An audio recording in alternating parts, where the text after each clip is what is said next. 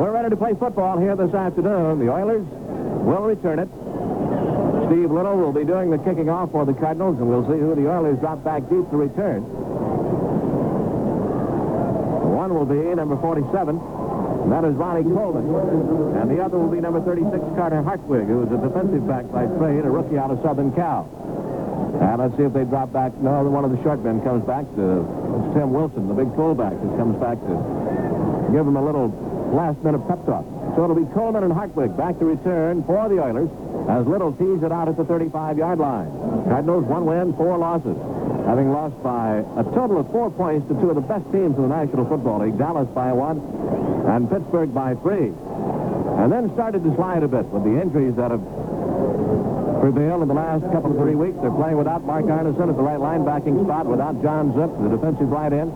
Of course, Dan Deerdorf has been out throughout practically all of the campaign. Here comes Little into it. And the kickoff is high and deep down the middle. Driving Hartwig 2 yards deep in the end zone. He will stay right there, and the Oilers will put it on play on their own 20-yard line. Let's pause 15 seconds now for station identification.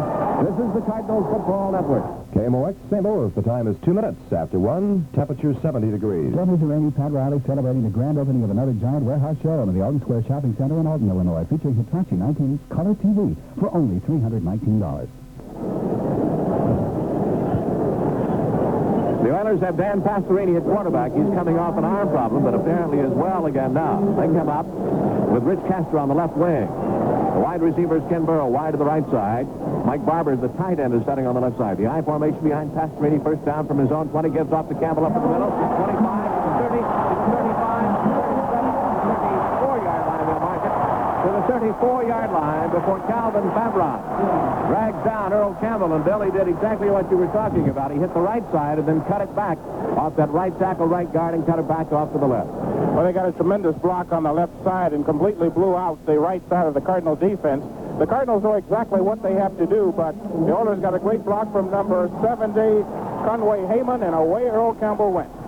They come out of the same setup. The I formation, a right wide receiver is Ken Burrow, and wide to the left side on the left wing is Castor. They pitch off to Campbell, cutting to the left side, tries to turn the corner. A flag is down as he got across the 35. Bounced out of bounds over on the far sideline by Kurt Allerman, who's playing at one of the inside linebacker spots as Tim Carney is out of there. Carney is without pads down on the sideline. Also, Mel Gray is without pads down on the sideline, so they are not going to see any action here this afternoon. The penalty apparently coming up against Houston here. Now, we'll see what the call is from the 35, really about the 34 and a half. Now, they'll mark it back to the 25, near the 25. It'll be a holding call more than likely.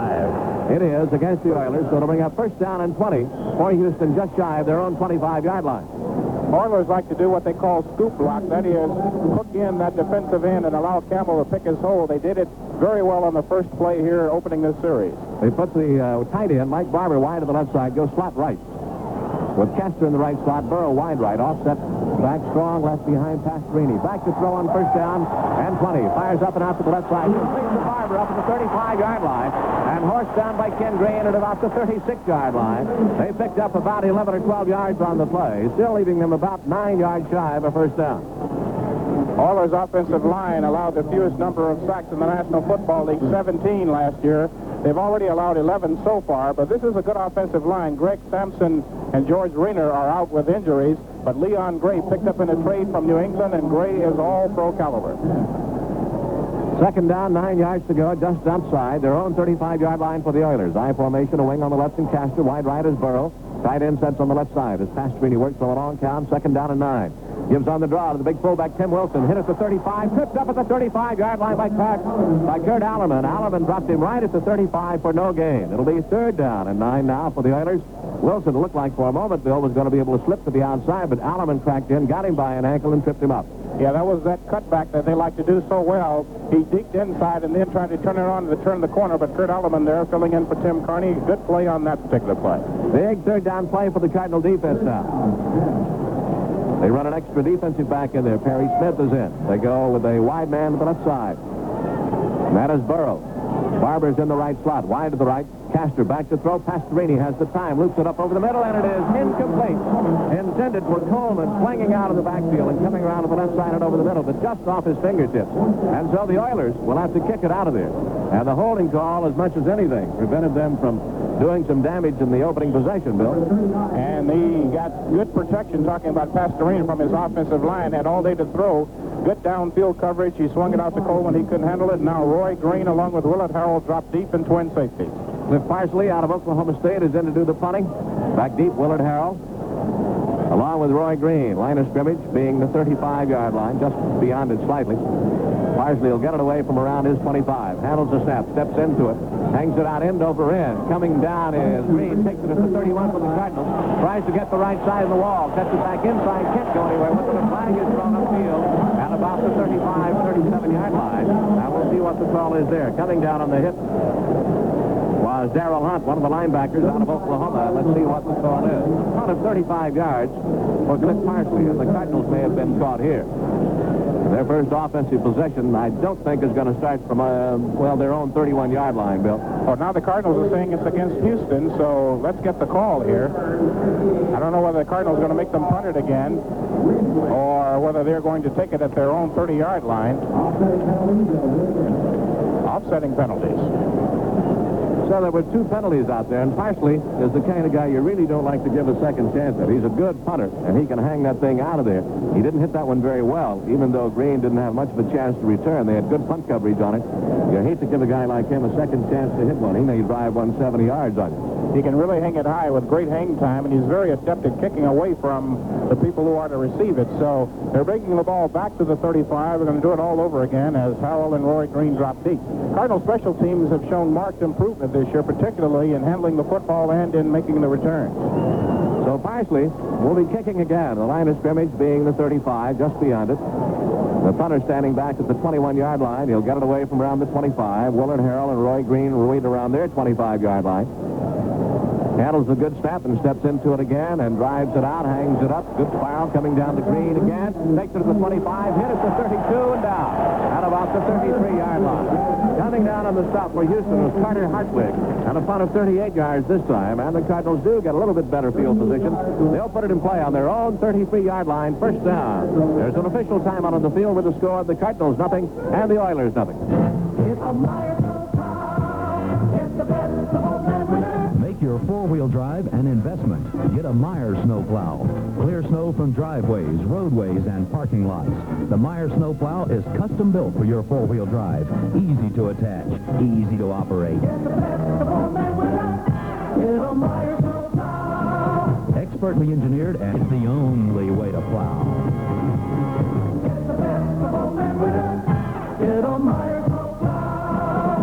Your factory-authorized Meyer distributor is Krenz Body Company, 300 Russell Street in St. Louis.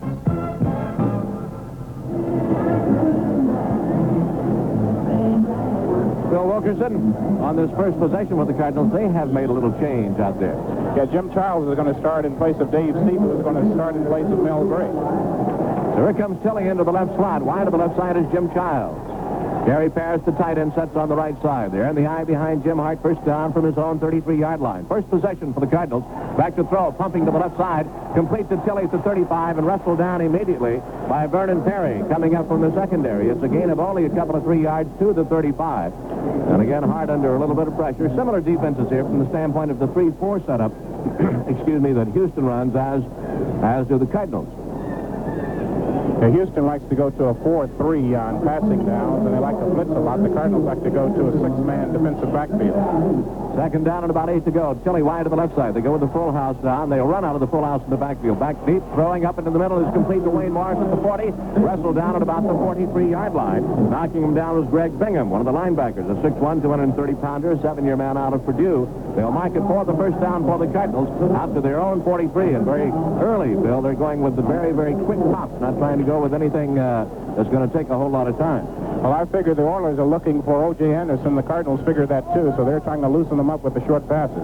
Well, they've done that to pick up their first down at their own 43. Tilley is wide to the right side of the left side. Childs. They shift out, and Paris comes tight on the left side. Backs are split behind Hart. Back to throw again on first down. Wing out to the left side, complete to Morris on the screen. 45-50. Morris out to the 45, down to the 42-yard line of Houston before he was finally dragged down. So they run the screen for another first down, knocking him off his feet. Art Stringer, one of the linebackers, and a gain of 14 yards on the screen pass up to near the 42-yard line of Houston. Very well executed screen as Jim Hart, just as the defensive man was coming in, swung it out to the left. Wayne Morris had a good convoy downfield. He ducked his head and got the ball all the way down to the 42-yard line of Houston. It is first down, Cardinals. Wide right is Childs. Wide to the left side is Tilley. Out of the full house they run this time. Got extra blocking out of the tight end back there. Hart going deep up the right side for Childs. He's there, and he couldn't get it at about the 18-yard line. He dived for it to around the 15, just off his fingertips. It'll be second down and 10 for the Cardinals, just shy of the Houston 42. Beautiful throw by Jim Hart as Jim Childs did a sideline pattern on the right side. Jim got it over the hands of the defensive back over there. Jim Childs leaped and stretched out. Possibly could have been caught, but it would have been a great reception, and that really would have put the Cardinals in great field position. But the Cardinals have not run the ball a single down as yet, as they have come out throwing, and so far very well against Houston. Pat Tilley comes out wide to the left side. Wide to the right is Childs. They kept Paris in there a couple of times for extra blocking. Now the tight end shifts out to the right side. They shift into the eye behind Hart on 2nd and 10 from the Houston 43. They give off to Otis. He is across the 40. Otis Anderson inside the 42 around the 38, near the 37-yard line before he was tripped up. Knifing underneath was Curly Culp, the big middle guard who got a piece of him. It'll be a gain of about 5. Third down and 5 for the Cardinals, just shy of the 37-yard line of Houston. Opening possession for the Cardinals. We have 10 minutes, 5 seconds to play and counting here in the first quarter. It's scoreless. Tilley out wide to the left side. Wide right is Jim Childs. Paris stays in that full house backfield, shifts out tight right now. Back stays split behind Hart. Third down and 5 for the Cardinals. Inside, give off to Morris. Hit and right. They're trying to go inside on third down and 5, and no place to go. Curly Culp is standing in the way. Jesse Baker, the big defensive left end, wrapped him up. So it'll be a punting situation or field goal, one of the two, and more than likely they'll punt it out of there. The line of scrimmage being the 37-yard line of Houston. Well, it went well for a bit. But on third down and 5, they tried to go inside and didn't get there. I'm reasonably sure, Bill, that they had started to run a draw. That's what they wanted to run, and it just didn't materialize for them. Littleton to do the punting from his own 47-yard line. Hangs it up high, wobbly, and down the middle, and they're going to try to down it inside the 5 if they can, and nobody can get to it. It'll be a touchback, and Houston takes over on their own 20-yard line. A 32-yard punt by Steve Little. There's an official timeout on the field with the score. The Cardinals nothing, and the Oilers nothing. Hamiltonian Federal invites you to choose your favorite color, silver or green. Yes, Hamiltonian is offering the beauty of silver. Find quality silver reproductions that will add elegance to your home. These tarnish-proof table accessories are authentic reproductions of famous 18th and 19th century silversmiths. 20 in all. They're yours free or at great savings with a qualifying deposit. But if your preference is green, Hamiltonian will be glad to give you a cash gift. That's right. Make a qualifying deposit at Hamiltonian and receive up to $10 as a gift to you. So for silver, antique silver reproductions, or green, a cash gift, come to one of Hamiltonian's 7 convenient locations and open or add to your account. And while you're there, sign up for a free Hawaiian vacation prepared by Tenholder Travel. You may win a vacation for 2 in beautiful Hawaii from the home of the winners, Hamiltonian.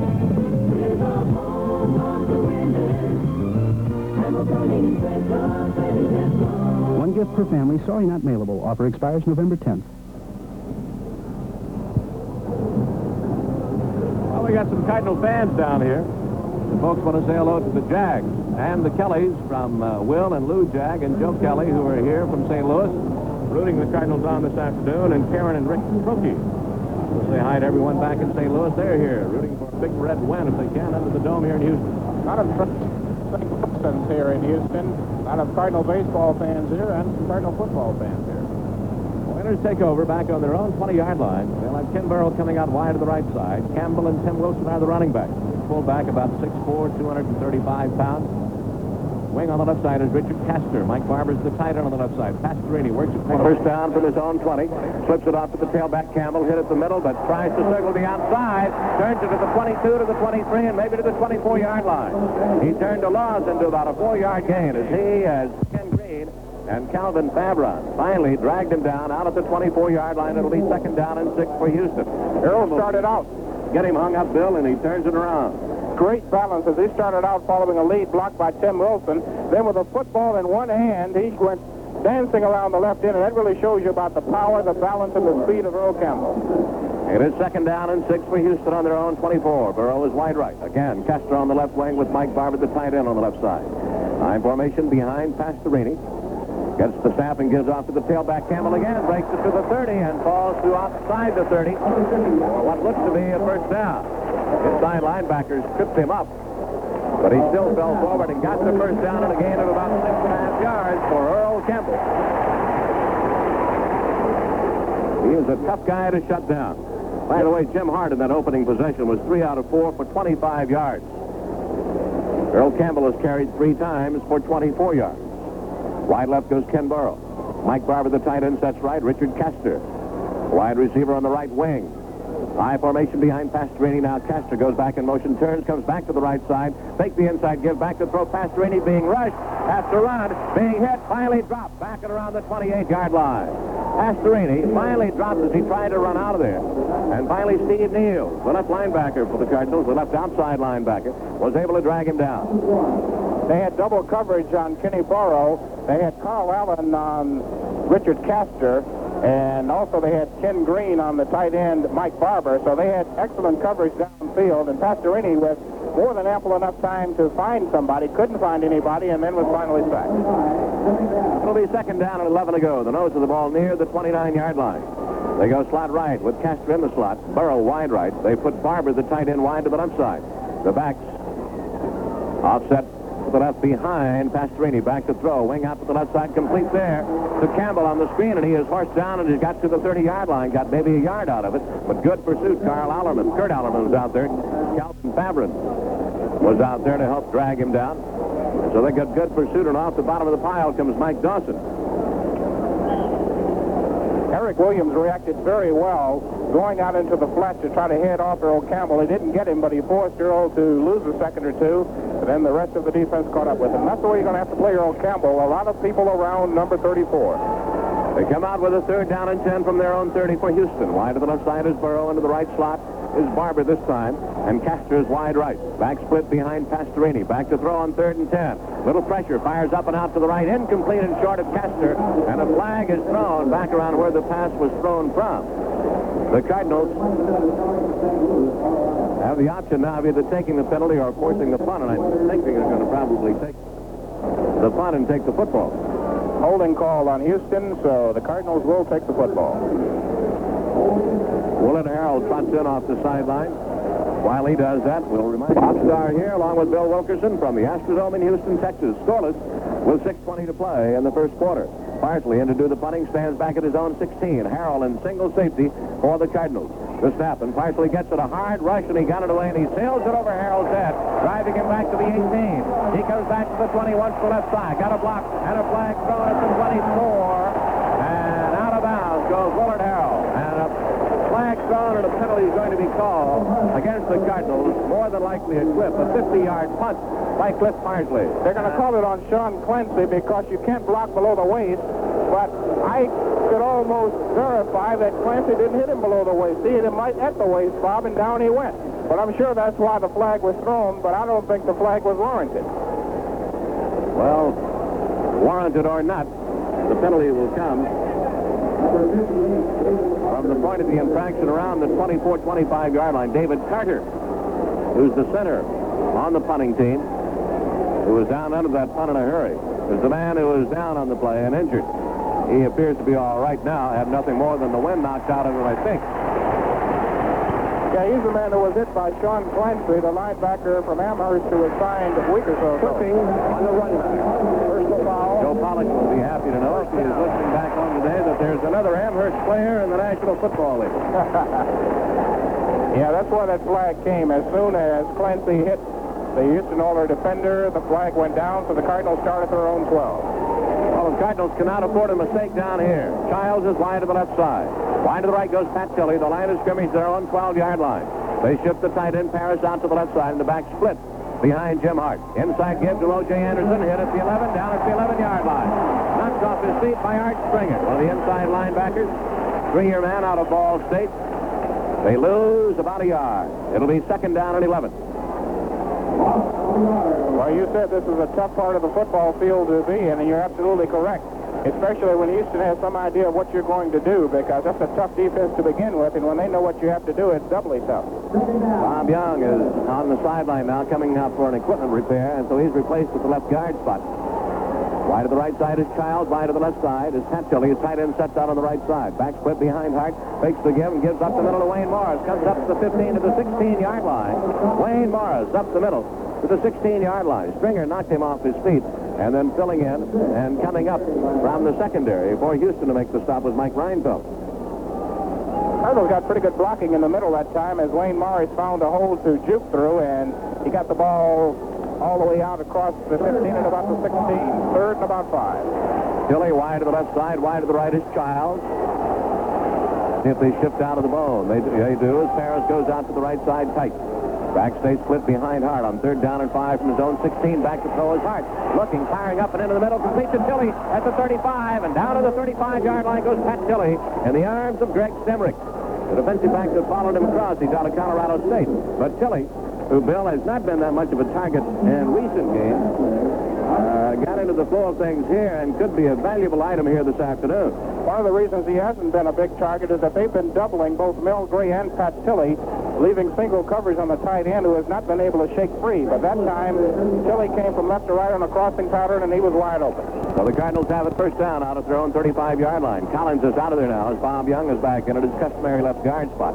Childs left, wide right, Tilley back to throw. Hart sets and looks up in the middle. Is complete to Gary Parrish, and he drops the football. The tight end had it in his hands at the 42-yard line and dropped the football. Well, that's been part of the problem. The tight end spot has been a sore spot for the Cardinals all year long. Al Chandler started and played through the Giants game, had a horrible game against the Giants. He was replaced by Gary Parrish. Parrish has played fairly well, but not well enough. And in thinking about the tight end, this is J.B. Kane's hometown, the late Cardinal tight end, whose wife was out of motel last night talking with the players. And I know, Bill, you had a brief conversation with her yesterday evening. Yeah, Jeannie Kane is quite a lady. She's been through a tough ordeal. It is second and 10. Back to throw is Hart. Looking. Being hit. Being dropped. Oh, he flipped it off to Morris or not? Yes, it did. It'll be an incomplete pass. I think so. He flipped it right up to Wayne Morris, hit him in the chest and dropped it. But it may cost them a loss or may prevent them from losing. Nope, is not going to do that. They blew the whistle before he unloaded. It's going to cost them 5. On the sack, it'll be third down and 15 now from their own 30-yard line. I thought for a moment, Bill, he might have gotten it away before that whistle blew, but apparently not. Well, there's been some inconsistency on calling the play when the quarterback is in the grasp of a defender, and Jim Hart very definitely was in the grasp of a defender as he hit a little double pass to Wayne, but too late. David Stieff has come in now. They drop out Paris. Stieff goes into the right slot. Wide right is Childs. Tilley wide left. Third down and 15 from their own 30. With the linebacker tight on the left side, his Hart goes back to throw. Steps up into the pocket, up over the middle to Otis Anderson. Turns to the outside, 35-40. O.J. is to the 45 and out of bounds at about the 47-yard line. And that is a first down. Out of bounds on the far side. Little short screen right up over the middle, in behind where the offensive center and guards would probably set up. And Anderson took it for a first down up to the 47-yard line of the Cardinals. Cardinals have come out throwing. Jim Hart is connected on 5 of 7. The Oilers have been trying to bring a lot of heavy pressure on Hart, but he's gotten very good pass protection. That time, dumped it through a crowd of people to number 32, and he scooted out to the 47 for a first down. Cardinals come out with Childs going wide right. Paris is back in there as the tight end, setting up in the point of that wishbone set. They go from it to give inside, and cutting to the outside is O.J. Anderson, the 50, 45, 40, bangs over some folks and steps out of bounds at the 39-yard line of the Houston Oilers, and a gain of about 14 yards on the play. Well, the juice has been shut down very well the last couple of games, but that time, running out of the Y formation, O.J. shook off one tackler, shook off two, and danced down the right sideline and was banged out of bounds at the 39 of Houston. We have 3 minutes and 21 seconds to play.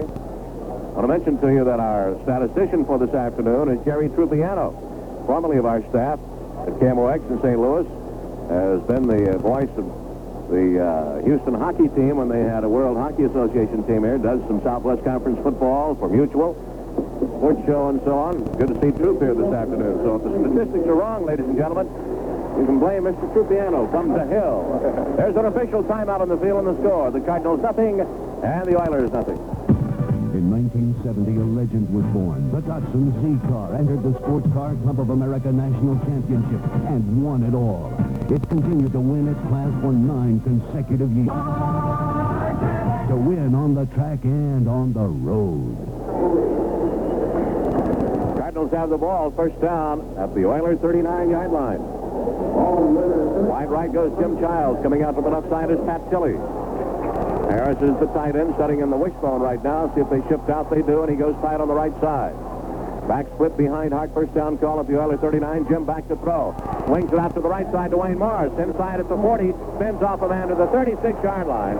And a good hit put on the outside. And perhaps a long gaining, saving type of hit put on the outside, Bill.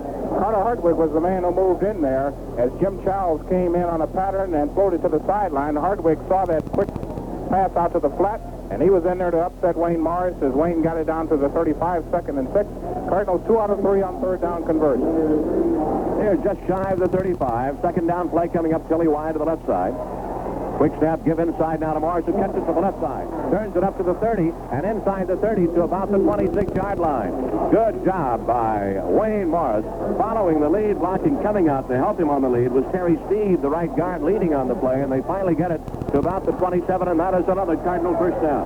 Terry Steed back in there after missing a couple of ball games, and this is about as solid as the Cardinal offensive line has been for a couple of weeks. And having number 68 in there is a big, big help because he is a good football player. First down at the Oilers' 27. Childs wide right. To the left side comes Pat Tilley. Harris the point man in that wishbone. He comes out and sets tight on the right side. Back stays split behind Hart. First down call at the Oilers' 27. Inside give to Otis Anderson. He skips inside, is inside the 20, slips and falls and gets up, but a flag is down, and I think the offensive left tackle may have moved ahead of the play.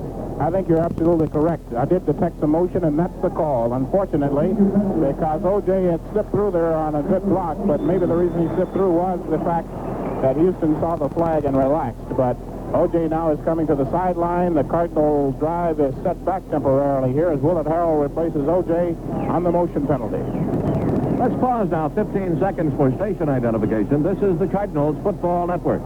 KMOX St. Louis. The time is 29 minutes after 1 o'clock. Present temperature 70 degrees. For a hole in your roof or a hole in your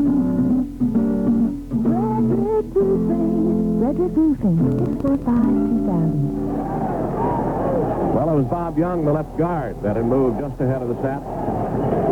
So it is first down and 15 from just inside the Oilers' 32-yard line. Willard Harrell is in there, replacing O.J. Anderson for the time being. They shift out the back split behind Hart.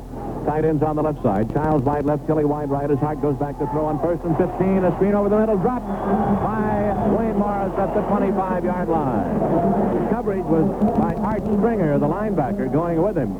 But he had had some yardage if he could have just held on. Jim Hart, 6 of 9 for 66 yards. That time they had gotten Willard Harrell deep in the pattern against Greg Bingham, the linebacker, but the Oilers were bringing a linebacker on the blitz, so Jim didn't have all the time in the world, and he threw it to Wayne in a bad position. Had to reach back behind him, and he hit the dirt before he could grab it. Hart has a second down and 15 for the Cardinals, just shy of the 31-yard line. Wide right, Childs. Wide to the left side, Tilley. There's the Oilers' 31. Harris goes out and sets tight on the right side. Back stays split as Anderson is back in there. Back to throw is Hart. Looking. Firing up and out to the right. Complete to Childs up at about the 20-yard line. Driven back. He'll be short of a first down, but nevertheless, he got it up to around the 20-yard line. He was nailed and hit hard by Willie Alexander. They'll mark it just shy of the 20. It'll leave the Cardinals with a third down and about 3 yards to go for the first down. Number 17 is throwing bullets out there, Mr. Starr. Mr. Hart's the man throwing. He is throwing very well at this particular point, and there are those who have been critical of the way Jim has thrown, and Jim himself has been critical of the way he has been throwing, but not this afternoon so far. Third down and about 4 to go, just shy of the 2-yard line. of the Houston Oilers in the I formation. Fake the pitch, give inside to Morris, inside the 20 to about the 17, and that will not be enough for a first down, I don't think. Sitting underneath Curly Culp, also there was Jesse Baker, the defensive left end, cracking down on the play. Coming up, Vernon Perry from the secondary. It is fourth down. It's about a yard to go at the 18-yard line, and let's see what the Cardinals want to do on 4th and 1 at the 18. They're going. They have brought in the Otis Brown, and they're going for it.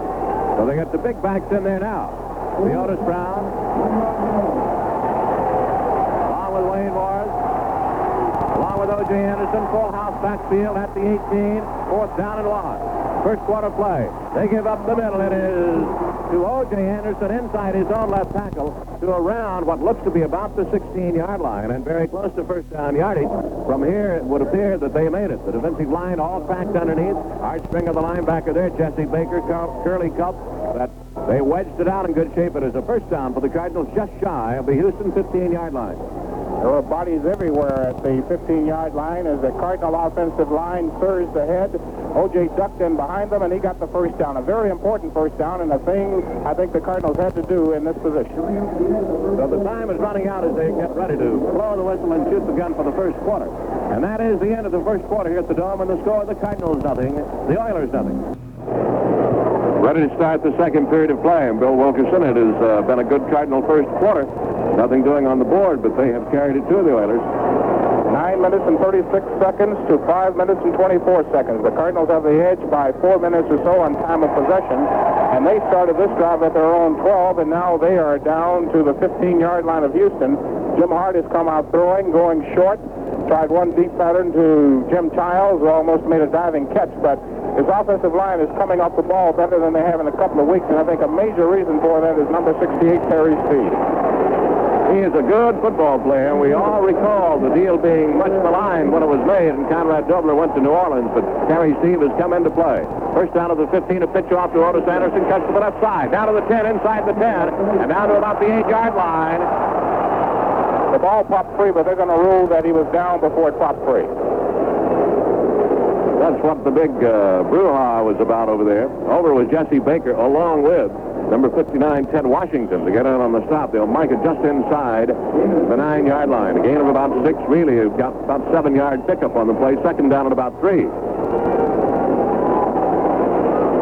Cardinals trying to punch it in and get on the board. Just starting the second quarter. Tilley wide to the left side. Jim Childs wide right. Gary Parrish, the tight end, setting in the point of the wishbone. They run out of it and give inside to Wayne Morris. Tries to turn it to the outside and does at the 5. Leaps inside the 5 down to around the 2-yard line. Wayne Morris from Dallas, Texas, playing back in his home state, and I'm sure in front of some friends even down here in Houston. Gets a first down and goal to go for the Cardinals down around the Houston 2. Wayne Morris is a human cannonball out there. Whenever he sees an extra yard, he leaps for it. And that time he propelled himself for about 3 more yards. First and goal at the Houston 2, 13:54 and counting. The Otis Brown has come in. They will go with a double tight end set. Chandler's on the right, Parrish on the left. The Otis Brown, Anderson, and Morris in the backfield behind Hart. First and goal at the Houston 2.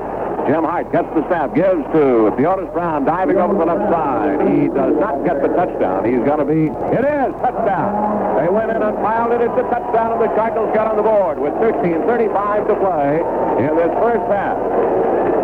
Well, that was a drive that started at the Cardinal 12, and they reeled off almost 20 plays in that drive. Finally, at 13:35, the Otis Brown, who's become the third down specialist for the football Cardinals, wedged it in right behind the left guard, Bob Young, and the left tackle, Keith Workman, into the end zone. Here's Steve Little to try the point after, out of the hold of Roger Worley. Mark at the 10-yard line. Snap back, the ball down. The kick up. It is good. With 13:35 to play in this first half. There's an official timeout on the field and the score. The Cardinals 7 and the Oilers nothing. Where does it all come from? Remember last winter? Those big dump loads of snow in your driveway? Wind whistling, snow drifting, your back breaking as you toss each shovelful higher and higher. This is torture. Yes. Well, don't look now, snow shovelers, but those big dump loads are coming again. So be prepared. Get a John Deere snow thrower right now during our pre-season sale. John Deere's 3-horsepower engine gives you 1/3 more power than most other snow throwers. And by getting one now, before November 1st, you save $30 from the regular retail price. Imagine, $30 off at participating dealers just for getting your snow thrower early. And you really should, you know, now, while you can still get out of your driveway. Wind, never snow without wind. What about that drive, William? 16 plays, 88 yards, and Jim Hart 7 of 10 for 77 yards, and he is clicking at a very good rate here. Back deep, Ronnie Coleman, along with Carter Hartwig. The return for Houston. Steve Little to boot it from his own 35-yard line. 13:35 to play. First half, Cardinals lead 7-0. 2-yard pop by Theodis Brown. Here comes Little's boot. Steve hits a good one. Drives it deep, back into the end zone. Coleman 5 yards deep, and will stay right there with it. The Oilers will put it in play on their own 20-yard line. Well, I tell you, that is not a short part of the game for sure. Steve has kicked the ball off very well. Certainly has, and on both kickoffs, the Oilers have not been able to return it. And when you're starting at your own 20 instead of out at the 30 or 35-yard line, it makes a heck of a lot of difference to the defense. Oilers come out first down on their own 20-yard line. Ken Burrow is wide to the right side. 6'3", 210. 10-year man out of Texas Southern. Wing on the left side is Richard Castor. Wilson and Campbell, the running backs, in motion out to the right side. Goes Castor. Pastorini gives off to Campbell coming to the left side. They're trying to string it out, and they do, and they drop him at about the 21. Mike Dawson, the defensive right end, punched him for a gain of about a half yard to a yard. They'll give him the 21. It'll be 2nd down and 9 for the Oilers on their own 21-yard line. And the key to that play was number 59, Calvin Favron. He has great lateral speed, runs about a 4.6 40. He didn't make the tackle, but what he did was he sprinted to that outside and forced Campbell back in where Dawson could make the tackle. He's just a rookie, and he's played some sound football. Wide right is Burrow. On the left wing is Castor again. Barber, the tight end, sets on the left side. They run out of the eye. Pastorini on 2nd down and 9 from his own 10. Give off to Wilson, the big fullback. Hit up the middle and spins free and gets to about the 25-yard line. Sam Wilson finally knocked off his feet. One down, really, with the jersey tackle. Kneels along with Bob Pollard in on the stop. They'll mark it around the 25 and lead the Oilers with a 3rd down and still a rather short 5 yards to go for the first down. Jankowski comes in along with Perry Smith and Lee Nelson as the Cardinals go to their 6-pack defensive backfield setup. They'll have a 4-man front now as Dawson moves into the defensive right tackle spot. Go with the back split. Wide to the left side, Burrow. Slot right. Pastorini on a 3rd down and 5 back to throw. Sets and looks and fires up over the middle. Complete out to Tim Wilson, the fullback at 30, 35, 40, 45. On his feet and finally banged out of bounds. He went out of bounds at the 49-yard line of the Oilers. Tim Wilson, the big fullback. A little short pop similar to the screen pass, Bill, that they threw to Otis Anderson earlier that the Cardinals did. They popped it to the fullback who delayed and then sneaked up in front of the screen and made the play. The only man over there was Eric Williams, and Eric just did not have the speed to catch him, and they finally bumped him out at the 49. Cardinals got pretty good pressure, but not good enough. 24 yards on that carry. So it is first down, Oilers on their own 49-yard line. Their best drive to date. Burrow wide right. Castor on the left wing. High formation. Barb at the tight end sets on the left side as Pastorini works on the long count. Gives off to the tailback Campbell. Hit at the 50. Falls to the Cardinal 49. Got a couple of yards. Charlie Davis, the nose tackle, along with Mike Dawson, combined for the stop. It's a gain of a couple, and it'll be 2nd down and 8 for Houston at the Cardinal 49-yard line. A big matchup in this ball game is the center number 55, Karl Mock, against the nose guard number 76, Charlie Davis. Because if Mock does not handle Davis, then he's going to cut off all those cutback runs by Earl Campbell. But if Mock does handle him, then the Cardinals are going to be in tough shape. Burrow wide to the right side, not terribly wide, about 5-6 yards. On the left wing is Castor. He goes back in motion to the right side, running hard. High formation is Pastorini on 2nd and 8. Fakes the give, goes back to throw. Pumps once, fires deep, and up the middle of Burrow is there. It is intercepted by Ken Stone. Back at about the 2 or 3 yard line. Ken Stone picking it off, and it looked for a moment like the Oilers, I should say, had 6 staring him in the eye, and Stone got back in the coverage, Bill. Ken Stone has done a magnificent job all year long. Now there's an official timeout on the field to score. The Cardinals 7, Oilers nothing.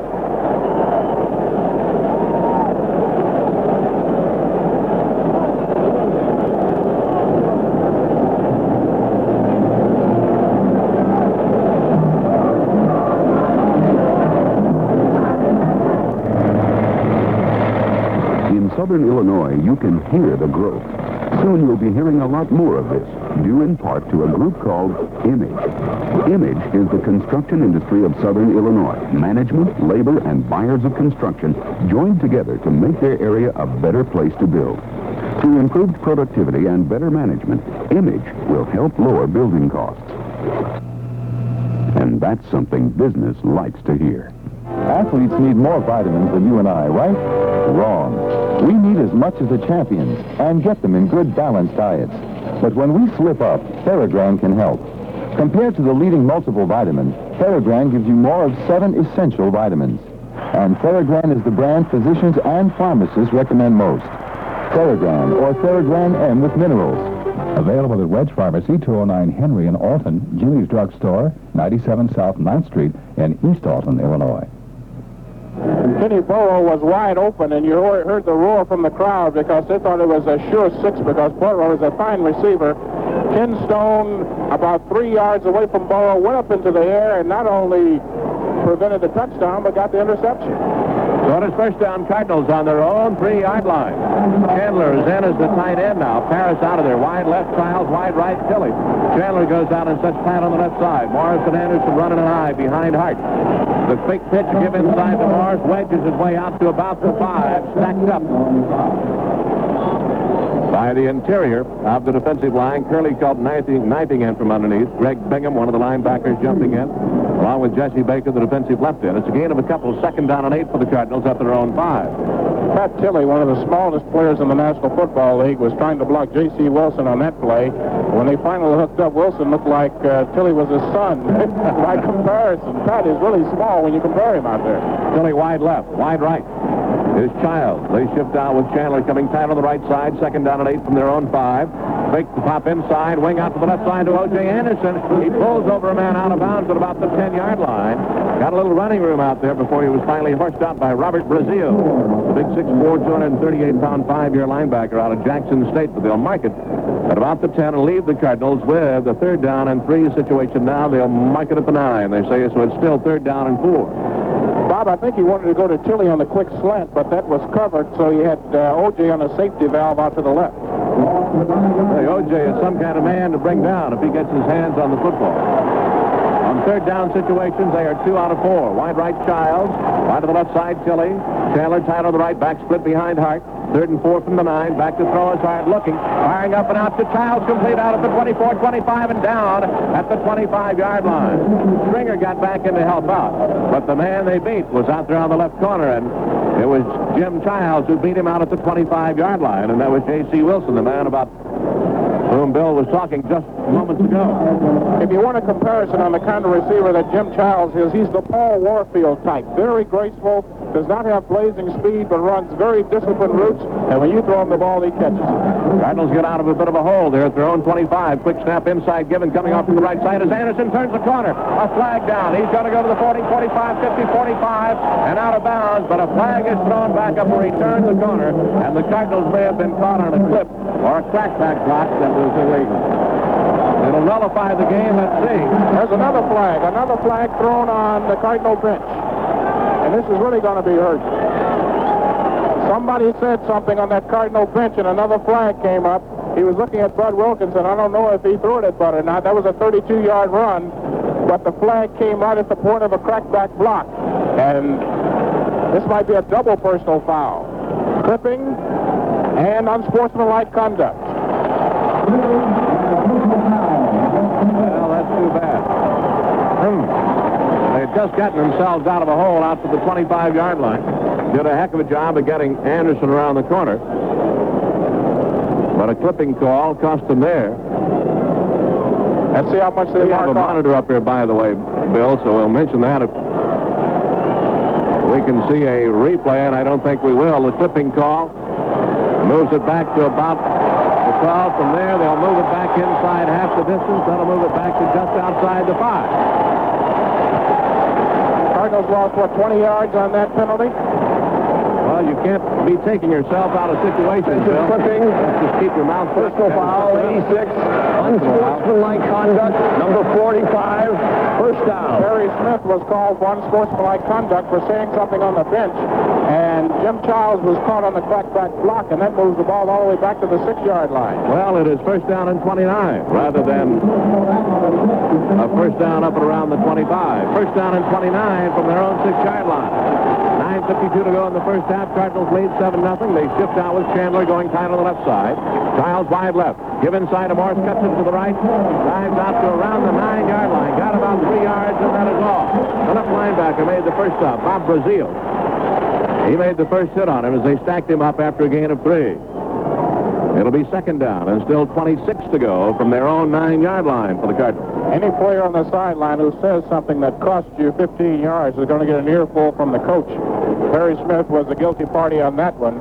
It very definitely was an illegal crackback by Jim Childs. You cannot block below the waist within that area, and Jim hit the player below the waist, and that's where the flag came from. Second down, and about 26 to go for the Cardinals from their own 9. Slot left, Tilly in the slot, Childs wide left. Hart back to throw. Looking and wings it out to the left side to Otis Anderson. Cuts out, or Wayne Morris it is, to the 10 to the 11. But that's all. Art Stringer was out there. One of the linebackers to corral him and drop him. So it's a gain of really only a couple of more yards. It'll bring up third down. And still about 24 yards to go. 23 or 24. They mark it near the 12-yard line. We'll call it third down at about 23. Again, Jim Hart getting superb protection as the Oilers have not been able to sack him yet. The rookie Joe Bostic is lined up against him. Andy Doris, number 69, and so far he's done an excellent job on him. Wide right Child. Wide to the left side, Tilly. Chandler comes out and splits off a yard or so tight on the right. Back split behind Hart on third down and 23 from his own 12-yard line. As Jim goes back to throw, sprints out to the right, set. Fires up and out to the right. It is intercepted. And dragged out of bounds at about the 26-yard line. The interception made by J.C. Wilson. Well, an ill-advised throw by Jim because J.C. Wilson had tremendous coverage. So that double penalty not only cost the Cardinals the opportunity to gain a first down, but they have turned it over as Jim Hart has thrown his 9th interception of the year, and now the Oilers will get the ball at the 26-yard line of St. Louis. Jim rolled right, but that was a planned play as he tried to throw to the right sideline. He tried to hit Pat Tilley, but Tilley was covered, and brother Jim Childs, and they have the ball at 26. Come out. First down of the Cardinal 26, and now the big red defense is going to have to get to work. Wide right is Burrow. Castro on the left wing. I formation as Castro goes in motion back to the right side. Fake the pitch inside. Give to Tim Wilson. Big fullback is inside the 25 to about the 22-yard line before he's dragged down. Tim Wilson, the big fullback. Steve Niels, the left linebacker, got a piece of him with help by Kurt Alleman to bring him down. They'll mark it near the 22-yard line. Gain of almost 4 yards on the play. Holding against the Oilers. Big break for the Cardinals. Big break for the Cardinals. In case you're wondering about the Oiler kicking game, Tony Frisch is 9 out of 9 on field goals this year, made his final 2 of last year, which means that he has hit the last 11 opportunities in a row on field goals. He has a career mark of 107 out of 152. That places him 3rd in the National Football League in field goal percentage behind only Don Cockcroft and Garo Yepremian. Well, the penalty helps a bit. It moves it back to the Cardinal 36-yard line. First down and 20 for the Oilers. They put Castor wide to the right side, bring Burrow out wide to the left side. Mike Barber, the tight end, steps on the right, and they line up in the eye behind Pastorini. Pastorini on a first and 20 from the Cardinal 26, works on the long count. As Campbell is the tailback, goes back to throw, fires up and over the middle. It is tipped up and away. Incomplete to Richard Castor on a quick slant. Off his fingertips, and incomplete. It'll be second down and 20. Carl Allen had great position that time. Pastorini 3 of 7 for 35 yards and 1 interception. The Cardinals need now is another interception, a fumble. Something to give them the football with 8 minutes and 5 seconds to go in the first half, of the Cardinals leading 7-0 on a 2-yard plunge by Theodis Brown on the opening play of the second quarter. That had kept off an 88-yard drive on the part of the Cardinals. Wide right is Castor. Wide to the left side comes Ken Burrow. Tight end is moving out to the right slot. Pastorini back to throw on second and 20. A little pressure, being hit. Man knocked off as they pressure him and finally drop him back at the 39-yard line. Dawson got to him. but was knocked off of him, I believe, by Pollard or Charlie Davis, Bill, as they converged back there. One man knocked the other man off. That was superb downfield coverage as the Cardinals were coming on the blitz, and Kurt Alleman got there, got his hands on him. Pastorini slipped away, but Bob Pollard finally was able to wrestle him down with some help. They'll mark it at the 39-yard line. It is now third down and about 23 yards to go at the Cardinal 39. On third down conversions, the Oilers are 1 out of 3. Wide to the left side comes Burrow. Wide right goes Castor. Mike Barber, the tight end, into the right slot. Back split behind Pastorini at the Cardinal 39-yard line. Pastorini on the long count. Goes back to throw again. Sets in the pocket. Time and up into the middle. And almost intercepted off the fingertips of Barber, who tripped and may have not even touched it at all, and it went right off the fingertips of the defensive back, Ken Stone. And Pastorini, slow in getting up. Charlie Davis helps him up back at the 50-yard line. The pressure was on as Pastorini was nailed as soon as he delivered. That was superb pass defense by the Cardinals as Pastorini rifled one. The ball kind of took off on him, got off the fingertips of Barber, and now they have to punt. Willard Harold back by himself. Lee Nelson started him, but he comes out now as Parsley is in to do the punting. Now they run into defensive lineman. It was Keith Simon. Parsley stands back at his own 47-yard line. He'll get it away from around the Cardinal 49. Rushes on, hangs it out, and points it for the corner as he tries to go to the left side and angles it out of bounds on a good punt around the 4-yard line. The 4-yard line is where the Cardinals will put it in play on a 5 putt by Cliff Parsley. There's an official timeout on the field with the score. The Cardinals 7, the Oilers nothing. Nobody quite like you. You got your own thing to do. You like your beer light and clear, refreshing like mountain air. You like your blue jeans rolled down, like your mountains rolled down. Head for the mountains of bush. Reach out and you'll be here. Just reach out and you'll be here in the mountains of Bushville. Head for the mountains of Bush. Reach out and you'll be here. Just reach out and you'll be here in the mountains of Bushville. Don't just reach for a beer. Head for the mountains. Bush. Anheuser-Busch, St. Louis, Missouri. Cardinals have the ball on their own 4-yard line, and Bill, in spite of the fact the Cardinals lead 7-0, they have not had the best field position from which to open a series of downs. The last 3 possessions have started from, including this one, their 3, their 4, and their 12. And the touchdown they got started at their 12, and they had to go 88 yards to get that one. So that means that the odds are stacked tremendously in favor of the defense when you start inside your own 15-yard line. And you just cannot afford a mistake mishandling the ball down in this territory. Wide to the left side, Childs. Wide right, Tilley. Chandler is still the tight end. Comes out and sets tight on the left side as they shift into the eye behind Jim Hart on a 1st and 10 from his own 4-yard line. Gives to O.J. Anderson into the middle. Goes to the outside. Cuts it back and struggles back to about the line of scrimmage. Maybe got a yard to the 5. Struggling for all he was worth, but that's as far as he could get. Ted Washington, the linebacker, along with Art Springer, linebacker, in to help drag him down. They got a yard. 2nd down and 9 for the Cardinals from their own 5. Counting down here in this first half. Go ahead, Bill. The Giants are leading Tampa Bay 14-7 in the 3rd quarter. You figured if a team is going to beat Tampa Bay, it's going to be a team like the Giants. Cardinals come out with Childs to the left side, Tilley wide right.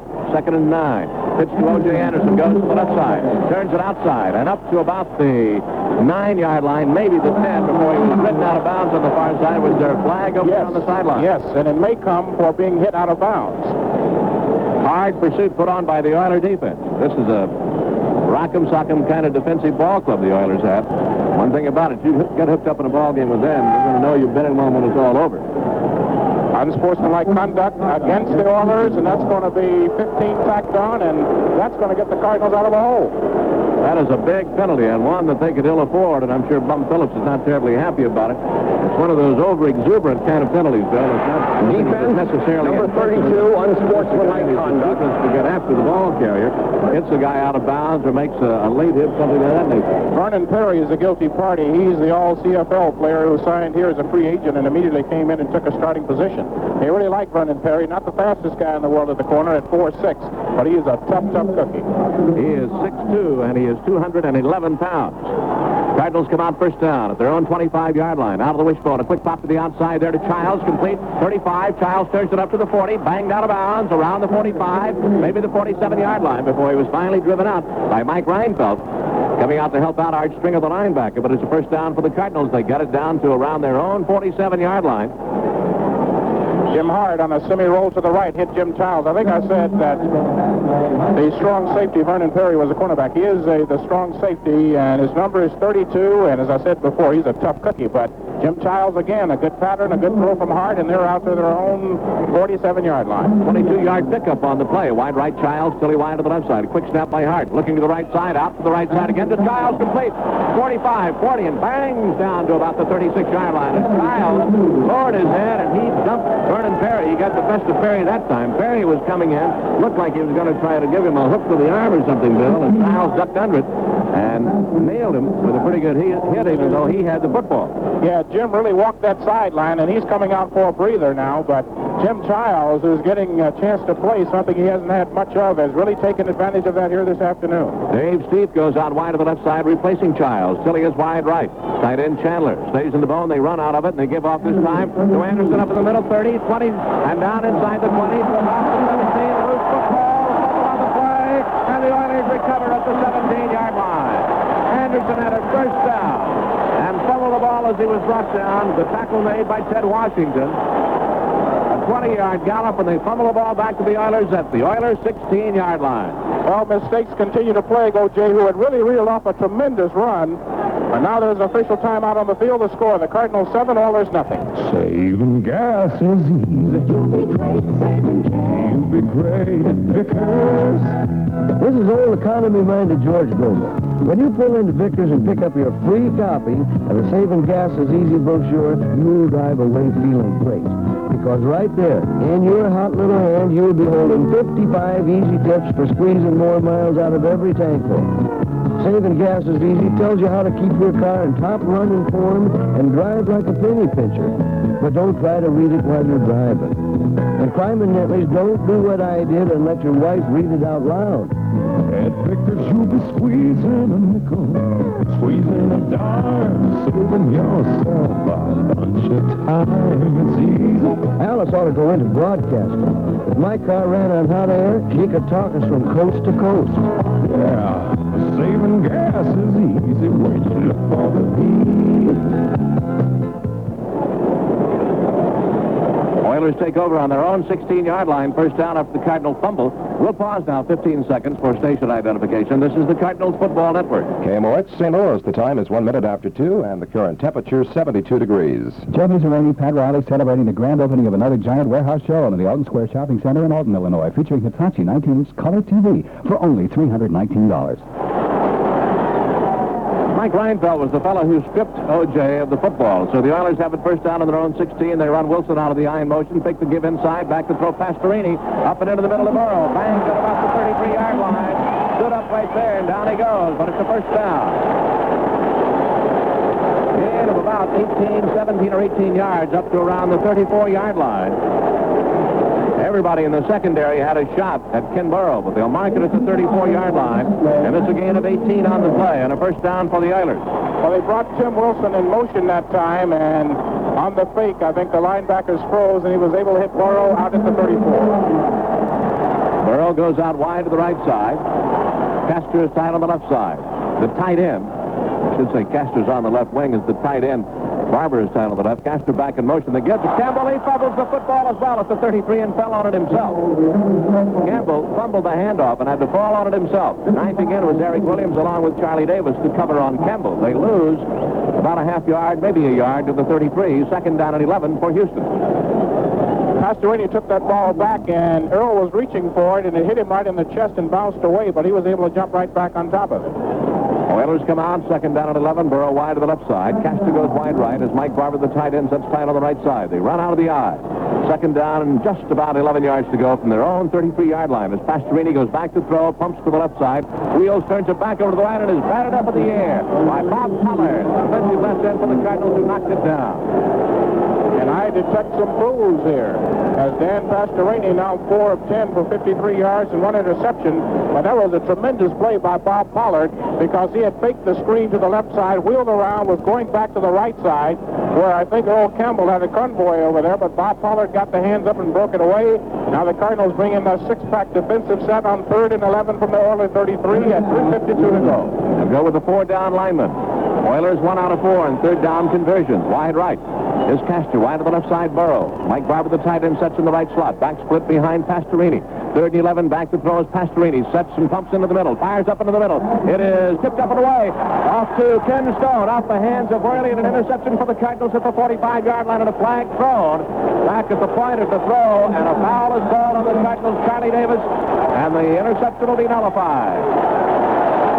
Charlie Davis caught in a personal foul as he hit Pastorini, and the Cardinals would have had the football at their own 45-yard line after the interception.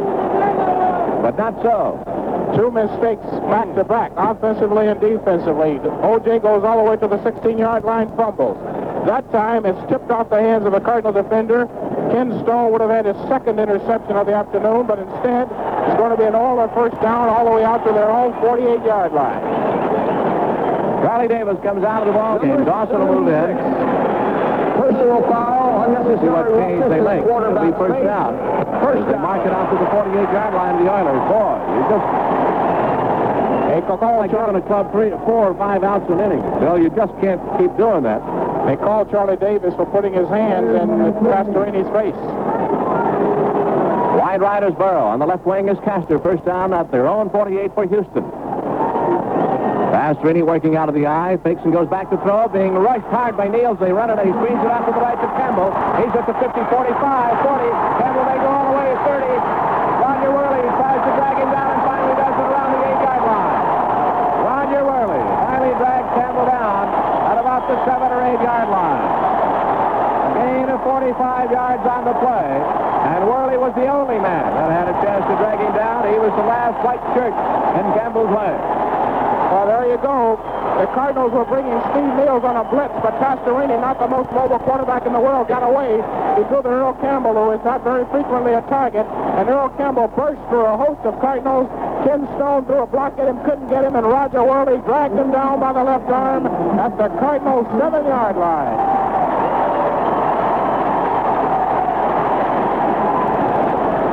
So the Oilers come out, first and goal at the Cardinals' 7-yard line. 2 minutes and 45 seconds to play in this first half, 7-0 Cardinal lead, and that is in jeopardy. Pastorini brings them out. I formation, wide to the left side, Castor, wide right is Burrow. Tight end, sets on the left. They give the Campbell up into the middle. Hit at the 5, spins to about the 4. That's as far as he could go. Bob Pollard, the defensive left end, tracking across, got it. After a gain of a couple of yards, maybe 3, as they mark it around the 4-yard line. It'll be second down and goal to go, just inside the Cardinal 5-yard line. Mistakes last week.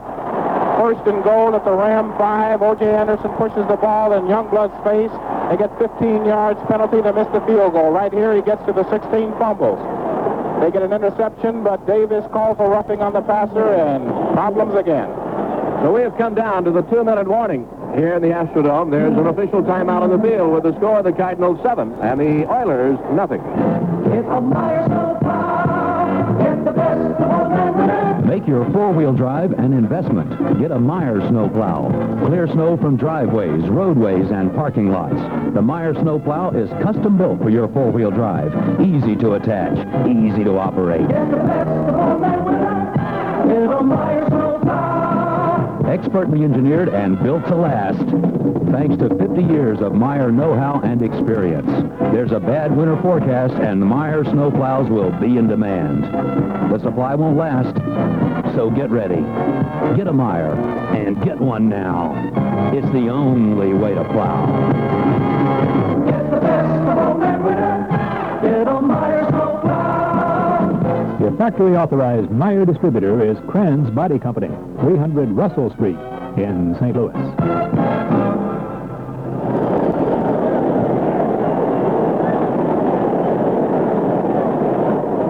Oilers have a second down and goal at the Cardinal 4-yard line.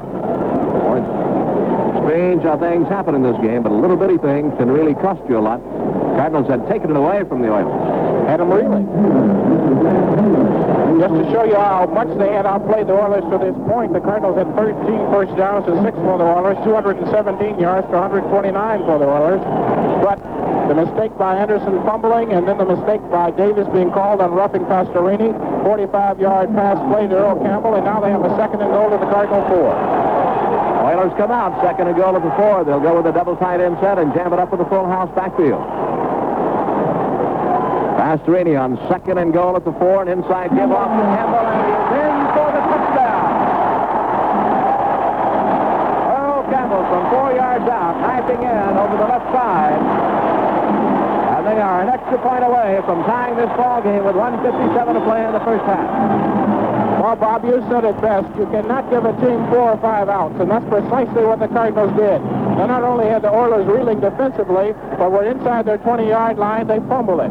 But more importantly, they give it back after they had an interception on the roughing the passer call, and now Tony Fritz, who's 95% on PATs, is in to kick the extra point. Point of the mark is at the 9-yard line. Tony Fritz tries to tie it up. All set. The snap back, the ball down. The kick is up. And it is good.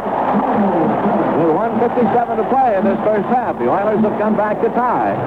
And it's a 7-7 ball game. There's an official timeout on the field with the score. The Cardinals 7 and the Oilers 7.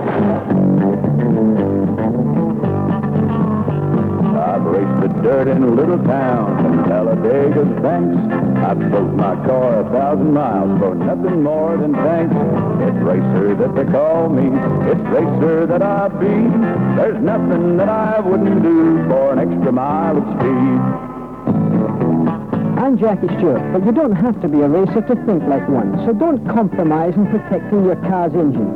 Use Ace Racer air filters. With 2 printed filter elements and a patented sealing gasket, Racer gives you extra protection and longer filter life. Take it from me, street machines that deserve the best deserve Ace Racer. Ace Racer filters to keep your engine clean. Ace Racer filters for street or track machines. Racer means performance, the best that you can buy. Ace makes the Racer filters cause you won't compromise. All set for the Houston kickoff as Tony Fritz has it teed out at the 35. Back deep return for the Cardinals, Roy Green, the rookie defensive back, and Willard Harrow. Well, the Cardinals have allowed these Oiler fans to pull those pom-poms out. They had them sitting on them for about a quarter and a half, but they're ready to fling them at the Cardinals now. Here comes Frazier's kickoff. It's high but short. Coming under it is Harrell. Up to the 14 to 15 to the 20. Boom! Down to the 23-yard line. What a hit put on by number 85, Richard Ellender. The rookie wide receiver came down and beat a block, and Harrell appeared to run right into it. Willard is a little bit slow getting up, too, as Mojo, the retriever, comes out to get it. Earl Campbell got a beautiful block on the left side as he went through for the touchdown, and now Willard Harrell, who ran into, I think, Rod Phillips, who was blocking for him, is finally up and coming off under his own. No, he isn't up. That's Rod Phillips coming up. Willard Harrell is still down and being attended to at about the 22.5-yard line. He really got nailed hard. Ellender came in good shape, Bill, and really nailed him. Hopefully it is not anything serious of a leg injury. It popped him in pretty good shape. Well, we'll be back in 30 seconds right after this message. Gloom descends over St. Louis as rusting finishes, peeling paint, and cracking coatings reach epidemic proportions. Suddenly... Look, it's a bird! It's a plane. Nah, it's a truck. Superior Man here from Superior Sandblasting. We're sandblasters, painters, and coaters. We blast, paint, or coat anything at our plant or at your site. Superior Sandblasting has the corrosion-fighting answers industry needs. It's tough being faster than a speeding bullet, but we have to give our customers superior service. Willard Harrell on his feet and walking off. Doctors Garfinkel and Elsasser out there to look over him, along with John Alejandro and Jim Shearer, the Cardinal cleaners. But Willard got nailed in pretty good shape. Hopefully he's all right. He'll be able to answer the bell in the second half, though. Well, see what these Cardinals are made of now. They had command of the football game. They've let the momentum swing the other way. Let's see if this offense can click now as well as it did in the first quarter and three quarters. We have a minute 53 to get something done here. At least out in field goal range, perhaps. Wide to the left side is Tilly. Into the right slot is Steep. Wide right is Jim Childs. Hart on first down from his own 23-yard line. Goes back to throw and sets. Then looks and fires up and into the middle, and it is off the hands of Childs up and about the 45-yard line. Just perhaps over his fingertips. If not off the fingertips, and it's incomplete. Jim threw that ball in a very dangerous part of the field because there were Oilers converging as Jim Childs was running a crossing pattern. Wayne Morris had sneaked out of the backfield and was running a pattern down the right sideline. Pat Tilley was crossing deep left. He was trying to hit Jim Childs coming from right to left, but a bit too high. Hart is 12 out of 17 for how many? 132. 132 yards. Second down and 10 from their own 23. Wide to the left side, Tilly. Same set. In the right slot is Steep. Wide right is Childs. Back split behind Hart. Jim goes back to throw. Looking. Fires up and over the middle, and it is intercepted by Ted Washington to the linebacker back to the 20. 15. Down to about the 11-yard line. Second, Bob Brazil. Robert Brazil, not Washington. Bob Brazil made the interception and ran it back to about the 12. 19-yard return. And the Oilers now are on the threshold of taking the lead in this first half after the Cardinals had dominated up until a minute and 53 seconds were remaining. He was trying to hit O.J. Anderson circling out of the backfield to the left, but Brazil was standing right there. He didn't get it over his hands, and now the Oilers only 11 yards away as another mistake. 3 mistakes in a row for the Cardinals to put them under the gun. Oilers come out. Burrow goes wide right. Castor sets on the left wing. Mike Barber, the tight end, is on the left side. High formation behind Pastorini at the Cardinal 11-yard line. First down call. Back to throw Pastorini. Loop one to the right side. Touchdown to Burrow.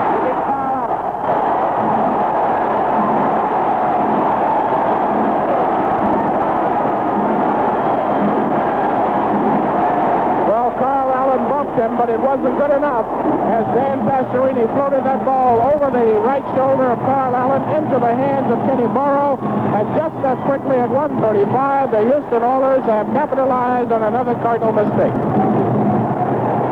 Well, they've done all their damage in the last 2 minutes of the ball game in this first half. Fritz trying to add number 14 for the Oilers with 1:35 to play in the first half. All set for the point after try, snap back the ball down. The kick is up, and it is good. 1:35 to play in the first half. And it's the Oilers 14, the Cardinals 7. We'll be back in 30 seconds after this message. In southern Illinois, the mood is building. Recently, major companies have found the right atmosphere for growth here. Working hard to keep that mood growing is Image, an organization of construction management, labor, and buyers of construction. By working together to deliver on-time, cost-effective construction, Image is keeping construction costs here in line. And that adds up to good business.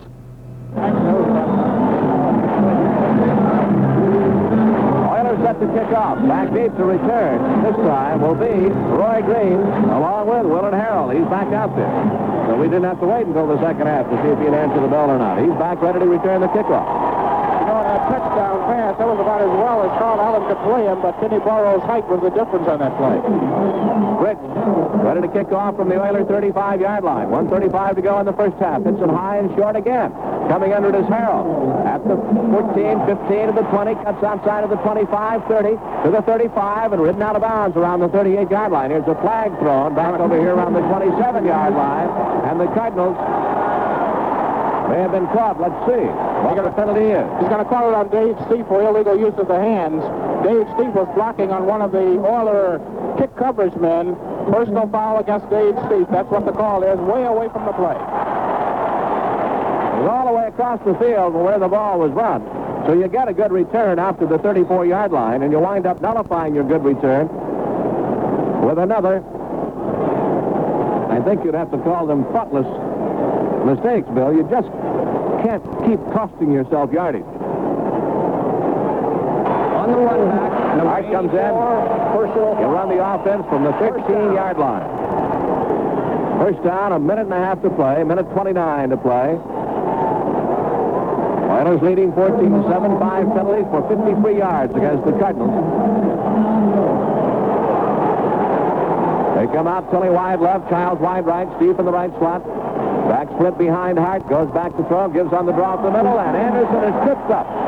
Andy Doris, the defensive left end, tripped him up for no gain and maybe a loss of a half yard.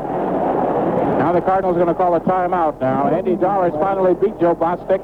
He knifed in right across Joe Bostic's face and tripped up O.J. as they were trying to come on the draw play. O.J. is shaken up as well. Who's going to go in and replace him? Willard Harrell? O.J. Anderson limping now as he comes out of the backfield.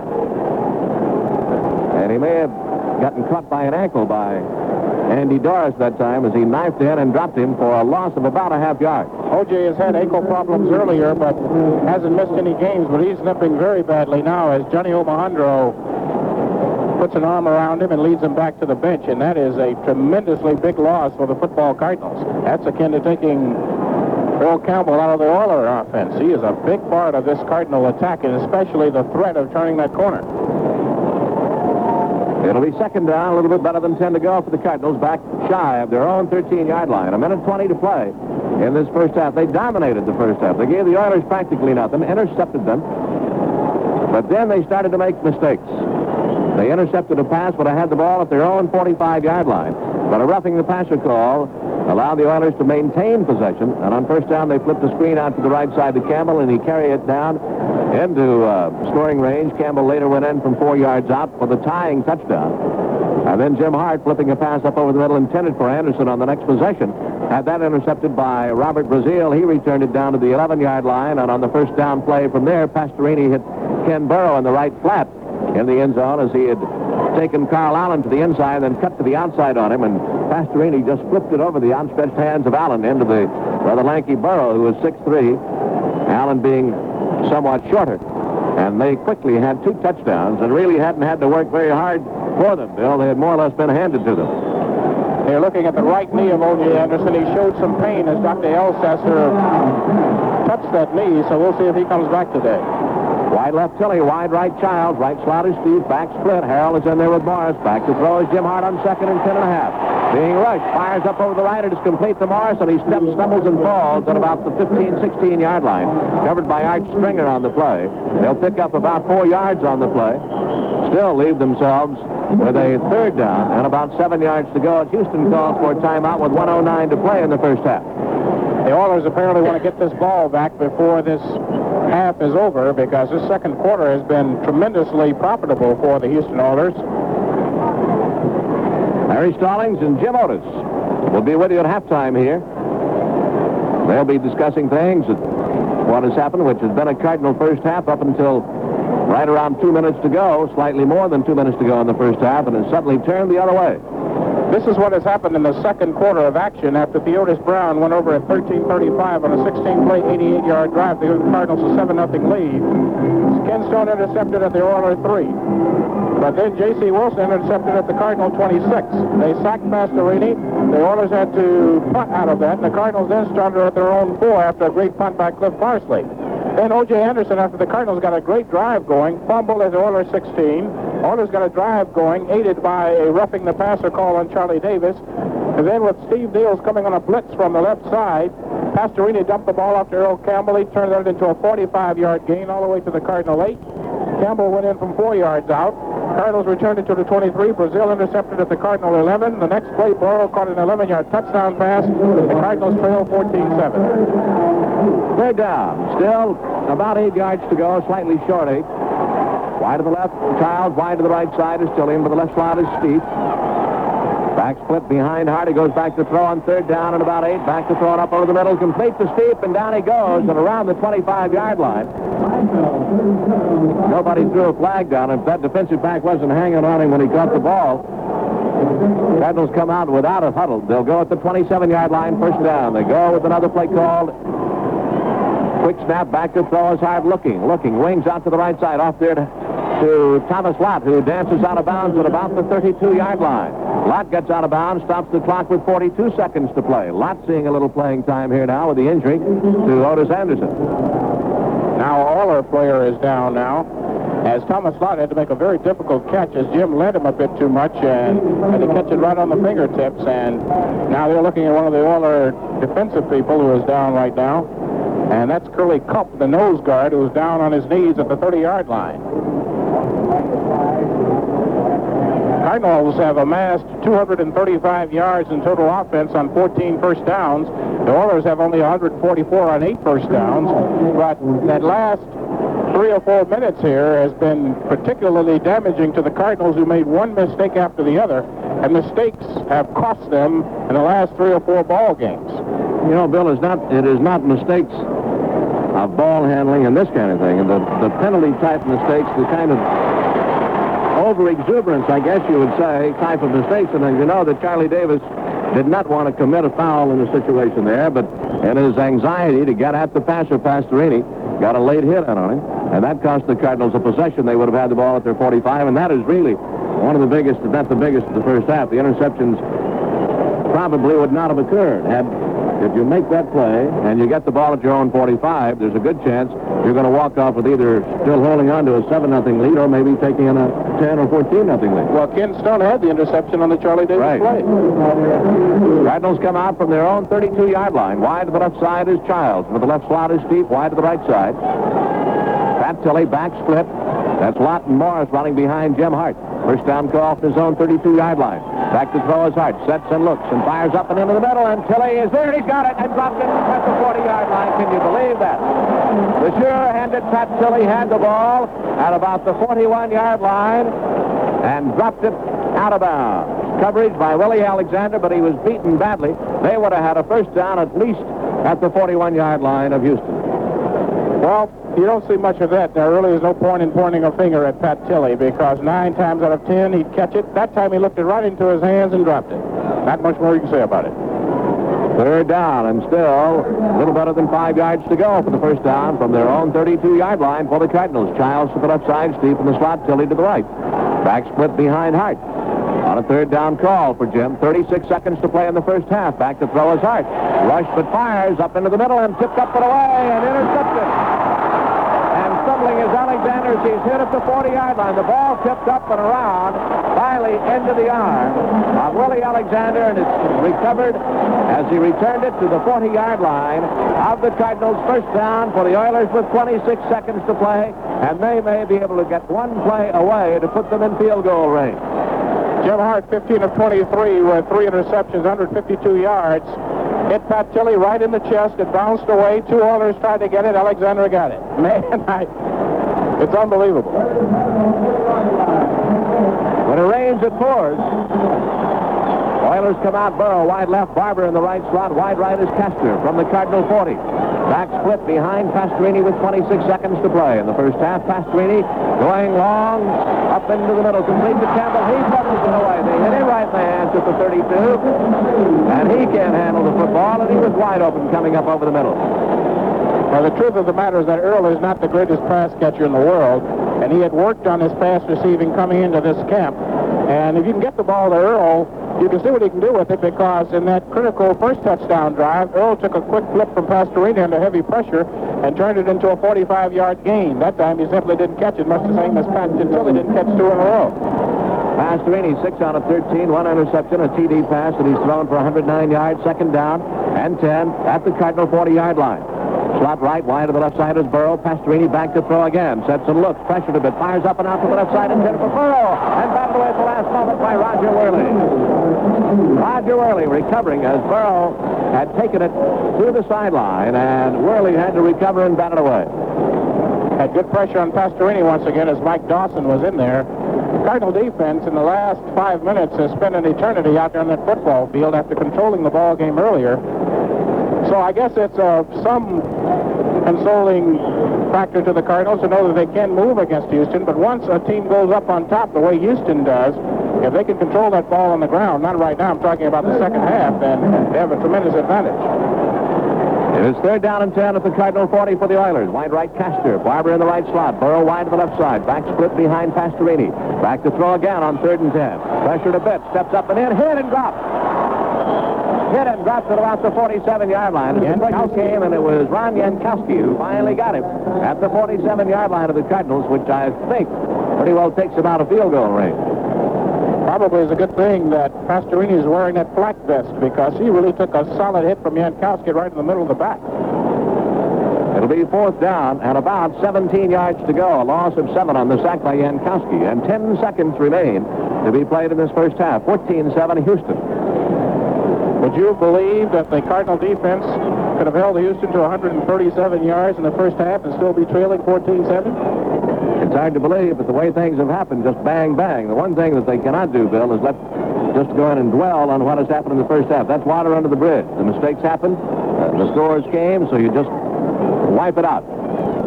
And you can hear the comments of Larry Stallings and Jim Otis at halftime here from back in St. Louis. See what is happening, see what their theories are.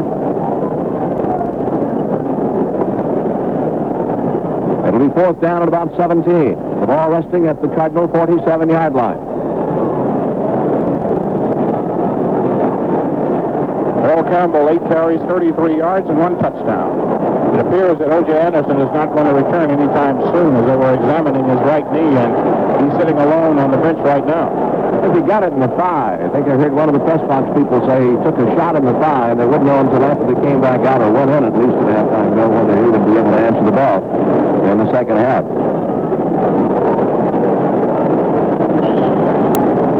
Didn't look like a thigh injury the way he came out, to be honest with you. With you, a knee or ankle, hopefully neither one. Partially in to do the punting. 40-yard average to this particular punt right here. Nobody back to return it. Parsley stands at about his own 39 to take the snap. He'll get it away from around his own 44-yard line. Long count. 10 seconds to play first half. They give him the snap, and he is going to kick it out of there as they run it hard, and they hang it out high. It is going down toward the end zone and into the end zone. Good punt by Parsley. So the Cardinals will have it with 1 second to play in this first half. They'll have it on their own 20-yard line. A 47-yard punt by Cliff Parsley. Well, all their secondary is going to back up halfway to Dallas on this play, because they know this is one of those flip it out and run if you can type situations, or maybe the Cardinals just might run the clock out with only 1 second remaining. But so the defense has really awakened here late in this ball game, as an important interception. The last one by Alexander was of no consequence, but the previous one by Robert Brazil at the Cardinal 11, 1 play later, an 11-yard touchdown, was particularly damaging. Cardinals come out first down on their own 20, probably the last play of this first half. Tilly wide left, slot right formation with Steve and Childs wide right. They give on the draw up the middle to Morris. He's to the 25, 26, and that's it. There's the gun, and that's the end of the first half here in Houston. The score, the Oilers 14 and the Cardinals 7. The touchdown. So the Cardinals are going to receive here to get the second half of action underway, and we'll keep looking along the sideline to see if O.J. Anderson will return to this football game. He's down there, Bill. I see him walking around. Whether he's going to return or not, he's not limping. I know that for a fact, so I would assume perhaps he's going to be in there. Oh, that's good news, because he had a good first half despite... I know he's going to be in there. He's spraying himself with some stickum. So the Cardinals get set to receive. Back are Thomas Lott. Is it Thomas Lott or is it Roy Green? It's Roy Green. Roy Green along with Willard Harrell. Back is Harrell at the goal line to the 5, to the 10, to the 15, cuts outside. Gets to the 20, cuts inside, and bangs at about the 25-yard line and written up. Coming in to make the stop, Ken Thompson. 5-year linebacker out of SMU.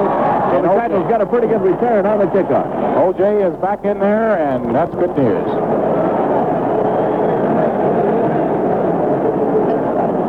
Cardinals will put it in play from just shy of their own 25-yard line. Giants out in front of Tampa Bay 17-7 in the fourth quarter. Woo!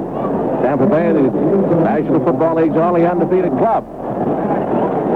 And they are in jeopardy right now. Full house, they run out of it, give on the counter to the right side. It comes to O.J. Anderson, spinning out across the 30, out to around the 32, 33-yard line. Greg Bingham hooked him, and now Anderson is hurt. Anderson is hurt. He's slow getting up, and he walks back into the huddle. There's an Oiler down around the 30-yard line. He picked up About 7 yards on the play, up to around the 32-yard line. I can't see a number on the Oilers that's down. Bill? O.J. was following a block by Bob Young, the left guard, who had pulled to lead him around end. And as you said, we cannot see the number on the Oiler players yet. O.J. grabbed his calf, and if we're lucky, it may only be a cramp. But when Dr. Elsesser was examining him earlier, he touched a particular point in his leg, and O.J. did flinch with pain, so it's tough to see. We'll be back in 30 seconds after this message. Not long ago, dire tidings reached Superior Sandblasting, home of Superior Man. My people for wasted industrial machines are plagued by rust. Oh, this sounds like a job for Superior Man. So who are you, Kenny Youngman? Kenny who? Superior Sandblasting can help you. Oh. We're the corrosion fighters, with sandblasting, coating, and painting to protect your finish. We treat most materials here or at your home planet. Oh, Here, I'll help you. thanks, that was really superior. Kenny who? Youngman. They're still working on the Oiler defensive player down at about the 28-yard line. O.J. Anderson peering in now to see what the state of affairs is. O.J. has been exercising a bit to try to shake off that injury to his leg. As Bob mentioned, when he went in there at the start of this series, it didn't show any noticeable limp. However, when he went down at the end of that play, he did get up clutching his leg, but he's apparently walking around fairly normally right now. I think that's a linebacker who is down. I saw Darrell Hunt trot in there. It may be one of the linebackers. I'm not sure which one. Is it Stringer? Could be Art Stringer. I saw Darrell Hunt trot in. I can see that Bingham's up on his feet. By the way, speaking of linebackers, Mike Murphy, the young man out of Missouri, has been placed on injured reserve. They were very, very high on him, along with Darrell Hunt, two rookies who made this football team. And as Bob mentioned, Darrell Hunt is in now. It is Art Stringer. See, those Eagles keep right on winning. They beat Washington 28-17, some other scores. Now Tampa Bay has scored another touchdown. It's 17-14, the Giants over Tampa Bay in the fourth quarter. Chicago leading Buffalo 7-0 in the fourth quarter. Atlanta 18, Green Bay 7 in the fourth quarter. Detroit is leading New England 17-14 in the third period. Kansas City over Cincinnati 10-7 in the fourth quarter. The other games yet to be played. Darrell Hunt comes in to replace Art Stringer, who suffered an injury to the left leg as they help him off. It is second down and about 3 yards to go for the Cardinals on their own 32-yard line. Wide to the left side comes Pat Tilley. Wide to the right goes Jim Childs. They run out of the wishbone, give on the counter to the right side to Otis Anderson, wheels out to around the 35-yard line, near first down territory, but apparently short of it, as O.J. trying to get it around the 35. They have to go to just shy of the 35 for the first down. It'll be third down, and about a half yard to a yard to go for the first down now. They bring in Theodis Brown. Al Chandler comes in there to run as a tight end. Third down conversions. The Cardinals are 5 out of 9. Gary Parrish comes out tight on the left side. Chandler's tight on the right. Full house in the backfield behind Hart. On third down and about a yard to go for the first down, just shy of their own 34. They give on the second man through. Diving is Morris, and he gets the first down. Second man through was Morris countering to the left side, and he dives across the 35 and picks up the first down just outside the Cardinal 35-yard line. Maybe Wayne should stop by the Houston Space Center while he's down here, because he spends more time in the air than he does on the ground.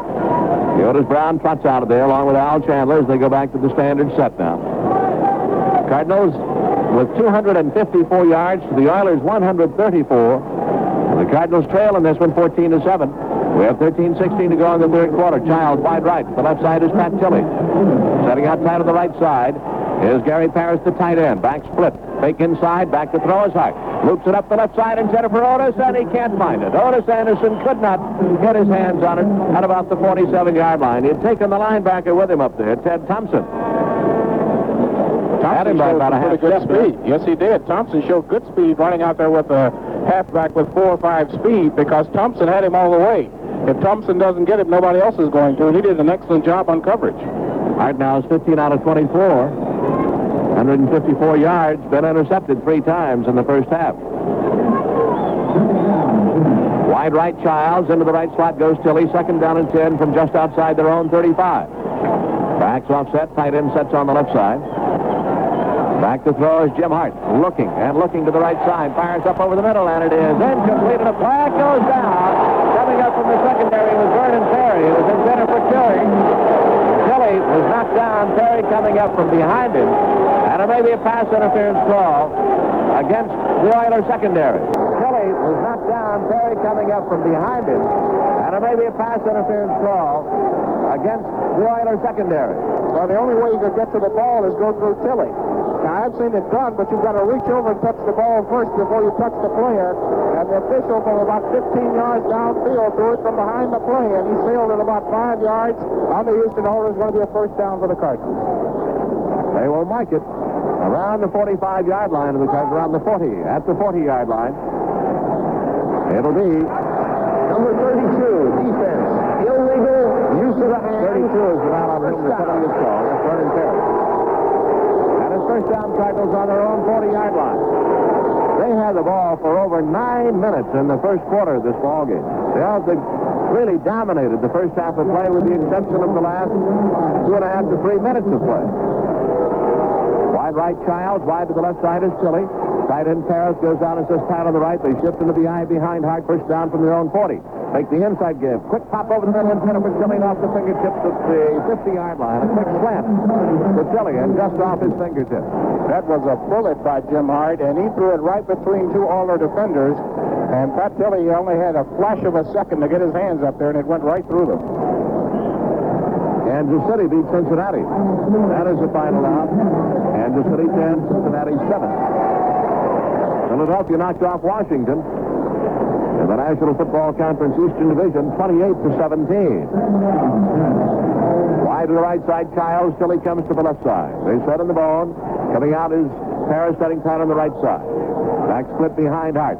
Back to throw is Hart on 2nd and 10. Firing up over the middle, complete to Tilly at the 50. Ripped back to about the 48. Reception yardage to near the midfield mark. Let's see if they give him the first down yardage. It will be slightly short. Slightly short of the first down. Just inches short. Maybe a foot short of the first down as they will bring the change in from the far side for the measurement. But as I see it, Bill, across the way, they have to go to slightly beyond the midfield mark for the first down. Now they're waving off the measurement as they put the ball at midfield. So they're going to call it 3rd and about 1 as the 3rd down unit comes in. Field is Brown along with Al Chandler. They got 9 yards on the pass play. Better than 9, really. Cardinals come out. 6 out of 10 and 3rd down conversions. Double tight end set, full house backfield. Need about a foot for the first down at midfield. On 3rd down, Hart with the snap. Gives up into the middle, and it is Otis Brown who dives across the midfield mark to around the 49 of Houston. The big fullback out of UCLA. Diving for the first down. It's 1st and 10 for the Cardinals at the 49 of Houston. Uh-oh. The Tampa Bay was knocked off. The Giants knocked off Tampa Bay 17-14. So everybody has at least a defeat on their record. Wonder if Phil Simms played for the Giants today. I wouldn't be surprised.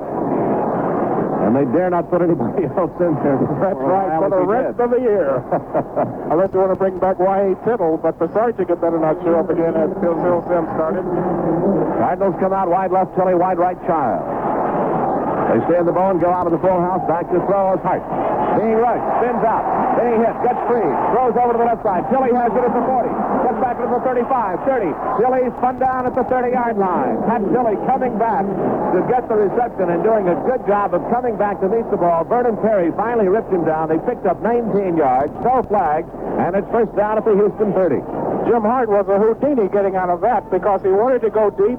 The pattern wasn't open. The pocket collapsed around Jim Hart as O.J. Anderson was back there blocking for him. O.J. bumped off number 51, Ted Thompson, and Jim Hart somehow squirmed out of that, threw on the dead run to Pat Tilly, and Tilly gets it down to the 30 of Houston. First down. Steve is in the right slot. They picked off to Anderson coming to the left side. Turns the corner. 25. Boom, and down he goes, and a flag is thrown. A flag is thrown at the 30-yard line. And I think Wayne Morris may be called on a clip that is going to nullify a good gain of about 8 yards on the part of Anderson. And it came behind the play. A holding call was made. It came behind the play. Anderson had already turned the corner, Bill, and had gone behind the line of scrimmage. Well, mark another one in the mistake column. Well, they they mark it back at the 40-yard line. Number 24. So it's going to be second down and 20 from the Oiler 40. It was Wayne Morris, the man called. Art Stringer has a bruised knee, so we don't know if he'll return here this afternoon. 7 penalties for 68 yards against the Cardinals. First down and 20 at the Oiler 40-yard line. Tilly is back in there. He's wide to the left side. Off to the right side goes Jim Child. They run out of the ball, and the fake inside. Back to throw is Hart. Screens over to the left side, complete to the tight end of the 40. Parrish 35. Parrish at the 30. Into the 28-yard line goes Gary Parrish before he's finally wrestled to the ground. Coming up from the secondary was Mike Reinfeldt, along with Vernon Perry to get some help. So they pick up some of that yardage lost on the previous penalty, and we'll pause 15 seconds for station identification. This is the Cardinals Football Network. KMOX St. Louis. At a minute till 3, it's 74 degrees under sunny skies in St. Louis. If you think you get a kick out of Cardinal football, wait till you taste the subtle little difference in Chapman's ice cream. How sweet it is. Chapman's ice cream. Second down, 8 yards to go. They're at the 28 of Houston. Wide left Tilly, wide right Childs. Out of the eye, back to throw, hard up and out to the right side. Complete to Childs at the 20-15, and he stepped out of bounds. They say at the 21. Stepped out of bounds short of the first down, as a matter of fact. He's about a yard and a half short of the first down, or maybe a yard short. It'll be third down, and still about a yard to go as they go with the full house setup again on the double tight end set on the short yardage situation. Jim Childs has had a fine afternoon catching the football here. Jim Hart went back that time. Childs was very closely covered on the sideline route as number 33 for the Oilers. That is J.C. Wilson had an idea about making the interception change his mind. It is third down, a yard to go at the Oilers' 21-yard line. Full house set, double tight end. Hart works on the long count. Gives to the fullback. Theodis Brown is hit and will not make it. Slanty off the left side and did not make it. Greg Bingham, one of the linebackers, diving in there along with Darrell Hunt. Somebody knifed underneath. See who that was from underneath who really made the play happen. It may have been Jesse Baker. It is number 51, and that is Ted Thompson, the linebacker, knifed underneath, and the Cardinals have a 4th and 1 to go at the 21-yard line. Now, there's going to be a lot of controversy if they don't make it, but I'm on record as saying this is a good play, make it or not. They've gone on 4th down earlier in the first quarter and made it. Full house backfield again at the Oilers' 21-yard line. Hart gives off to Otis Anderson, cuts back inside the 20, drives to about the 17-yard line. What good leg power shown by Otis Anderson. Got away from Bingham and fell into the arms of another tackler, but drove to the 17, and it's first down for the Cardinals at the Oilers' 17-yard line. For all you Monday morning quarterbacks who are getting ready to really give the knife to Jim Hart and Bud Wilkinson, this was a good play because you're trailing 14-7. You have pretty much dominated the Oiler defense when you've been in there, so you've got to go in a situation. You are already thinking up answers to those questions on tomorrow night's phone-in. And they were coming, believe me. On Sports Open Line, you're already getting ready with the answers. Parrish sets down tight on the right side. Childs is wide right. Tilly to the left side. At the 17, back to throw his Hart. Looking, fires up and over to the right, cut complete to Tilly, and he doesn't fumble. At the 7, and spun down at about the 7 by Darrell Hunt, the linebacker out of Oklahoma. But Tilly with a catch and a somersault to boot. And it is near first down yardage, just slightly short, maybe about 9 yards. Well, now they're going to mark it on the far side where he went down, and they may have picked up enough for the first down. It is very, very close. That was a sensational catch by Pat Tilly. How do you rationalize it? He drops 2 right in his arms, and he makes a catch like that. It's unbelievable. Cardinals with a chance to come back here and tie. Perhaps they're down 14-7, 7:56 to play. We're in the third quarter. It's first and goal to go, just inside the 7-yard line of the Oilers. This is a 75-yard march by the Cardinals. They return to their 25, and they've been marching ever since. 7:41 to go in the third quarter. Cardinals come out. Ball just shy of the 6-yard line. Childs wide right. Tilly wide to the left side. They're in that Y, and they come out with Parrish setting tight on the right and shift into the I. The give goes on a quick pop up the middle of the march. Hit and drop. Jesse Baker hit him right at about the 6-yard line. A gain of maybe a half yard, and that's it. The defensive right end, Jesse Baker, really stuck his shoulder into Wayne Morris. Jesse Baker coming in to replace Elvin Buffet here this afternoon. Buffet with a sore knee. Baker has been quite a find for the Houston Oilers. The rep on him coming out of college was whether or not he would give 100%. But he's given 100 and more than that if he had it for Bob Phillips. It is second down and goal to go. Just right at the 5-yard line of Houston. Tilly to the left, Childs wide to the right. Give inside to Morris, trying to circle back to the left. And behind the line by Darrell Hunt. And stops at about the 8-yard line.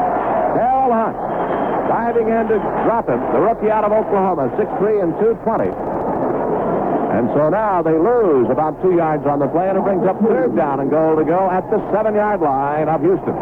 Okay, we've done some guessing about play calling down here. You said inside the 10. Why don't you just give it to the backs for 3 plays in a row? Well, this proves that it's not all that easy, and I would expect the Cardinals to come with a pass here, which I think is a good idea. They go slot right with Tilly in the slot and Childs wide. Back split. Third down, Childs coming in motion back to the left side. The fake to the right side, looking hard, going for the end zone, and he throws over the head of Childs. He's covered. No chance. No chance. The coverage put on by Mike Reinfeldt. And so the Cardinals have to settle for the field goal try. 20 of 31 for Hart, 211 yards, and he's been intercepted 3 times.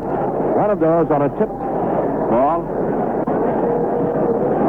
Well, give the Houston defense some credit. They did a heck of a job on the Cardinals as Steve Little tees it up at the 15. The mark is at the 14-yard line. 25-yard try for Steve Little. Snap back ball down. The kick is up, and it is good. 6 minutes and 5 seconds to play in this third quarter, and the Cardinals get 3. There's an official timeout on the field to score now. The Oilers 14, the Cardinals 10. A professional-looking paint job takes more than a stroke of luck. You need quality paint applicators and accessories like the ones you'll find at True Value hardware stores. For example, there's the True Test 5-piece roller painting set. Now, this includes a 9-inch roller frame, 2 roller covers, an extension pole for painting hard-to-reach areas, plus a sturdy metal tray with handy ladder hooks, all for just $3.99. And get True Value hardware stores' exclusive True Test oil brushes with the fully flagged polyester bristles that are ideal for use on all surfaces with most paints and varnishes. Now, the 2-inch angular sash brush, designed for fast, neat trimming, is only $2.66. Quality True Test painting accessories are available only at participating True Value hardware stores and home centers. Don't forget, there's the True Test 5-piece roller painting set, which includes the roller frame, roller covers, extension pole for getting to the hard-reach areas, and also the sturdy metal tray. It's only $3.99 at True Value hardware stores and home centers. Cardinals get set to kick off from their own 35, back deep, Ronnie Coleman, along with Carter Hartwig. Cardinals down by 4, trailing 14-10. And the ball for what? 6, 7 minutes, 8 minutes? 8 minutes, 55 seconds. Here's Little's boot. Sails it down toward Coleman. Returnable. Takes it up to 1, to the 5, to the 10, to the 15, to the 20, and he dives out to around the 22 as he was hit and tripped up by Thomas Lott, who hit him at about the 17. And he stumbled and fell out to about the 22 or 23. His first down at the 21-yard line. They mark it for the Houston Oilers. Well, it's going to be interesting to see what this Cardinal defense can do with Houston. They got away from their running game, and Pastorati went to the air with some success. Let's see if they go back to Earl Campbell now. Cardinal defense. Back into that basic 3-4. Pastorini brings them out. They go to the wing on the left and Castor. Tight ends on the left side as well. That's Barber. Burrow wide right. High formation. First down from their own 21-yard line. Give to the tailback Campbell. Cuts back inside to around the 25. Got about 4 as he leaned back to the inside. But they did not over-pursue. Charlie Davis was there. Calvin Fabrin, the right side linebacker there on the stop, along with Kurt Hallerman. And Ken Green coming up from the secondary. They'll mark it just at the 25-yard line. A gain of about 4, second down and 6. Earl has 8 carries and 38 yards today for the Oilers.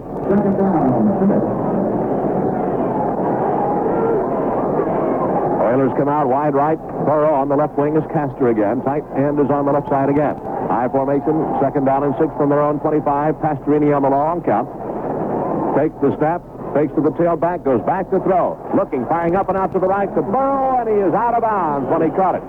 What a good job Earl Campbell did. Bill, when he came into the inside, he picked up somebody. I'm not sure who was coming. Kurt Hallerman.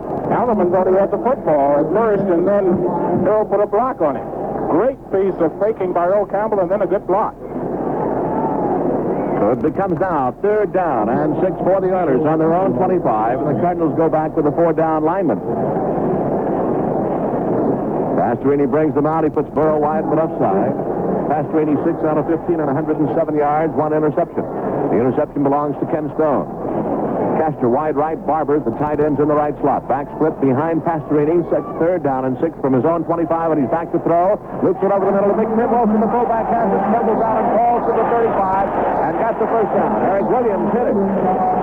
But a flag is thrown. A flag is thrown, and the call is going to go, I believe, against Houston. Let's see. And I think it's going to be against Heyman because Dawson was complaining that Heyman was holding him, and let's see if that's the call. It very definitely is against Houston in the area where number 70, Conway Heyman, was tied up with Mike Dawson. The penalty will nullify the first down. It'll move it back to the 15-yard line. The down will remain the same, but it'll be now 3rd down and about 17 yards to go. It was Conway Heyman caught for holding on Mike Dawson. The guilty party never hides out there, does he? Not anymore. He's always protesting, which points him out to the rest of the crowd. Not since they put a microphone on those officials. Can't hide. 5 penalties, 54 yards for Houston. They're 2 out of 6 in 3rd down conversions. It is 3rd down and 17 from their own 15-yard line. Burrow wide to the left side. Castor wide right. Pastorini back to throw. Feels a little pressure. Fires up over the middle. Complete there. Ronnie Coleman, but he is down at about the 24-yard line. Ronnie Coleman swinging out of the backfield. Hit and dropped at about the 24-25. A punting situation called for here as Cliff Parsley comes in to kick it out of there for the Oilers.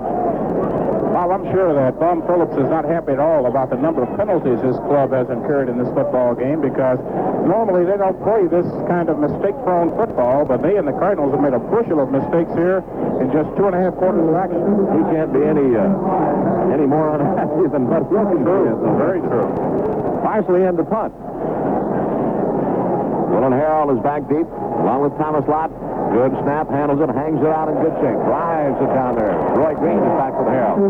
That's the 24 to the 25, cuts to the outside, needs the corner, 30, and finally out of bounds he goes. The flag is thrown back up and around the 47-yard line of the Oilers on the far sideline. Let's see what the call is. And we've had a mess of flags here. 51-yard punt by Cliff Parsley. And let's see what the call is here. Way away from the point of the reception. It's not good because they're talking to the Oilers as far as the Cardinals are concerned.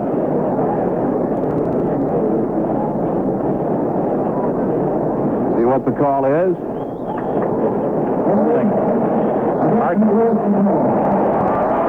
can't believe it.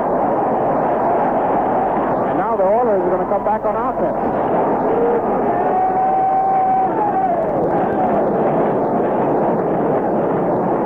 You just gave him an extra out, Bill. That's all you did. I just can't believe it. And the penalty came away to the far sideline, away from the point. Before the kick, first down. That was Lee Nelson called on the holding before the ball was kicked. If it had occurred after the ball was kicked, then the Cardinals would have kept the ball and been assessed the penalty. But Nelson was holding one of the kick men for Houston before the ball was kicked, and that's why Houston keeps it. So the Oilers maintain possession from their own 30-yard line. First down. Castor on the left wing, Burrow on the right wing. 14-10 Oiler lead, 4:09 to go in the 3rd quarter. I formation behind Pastorini.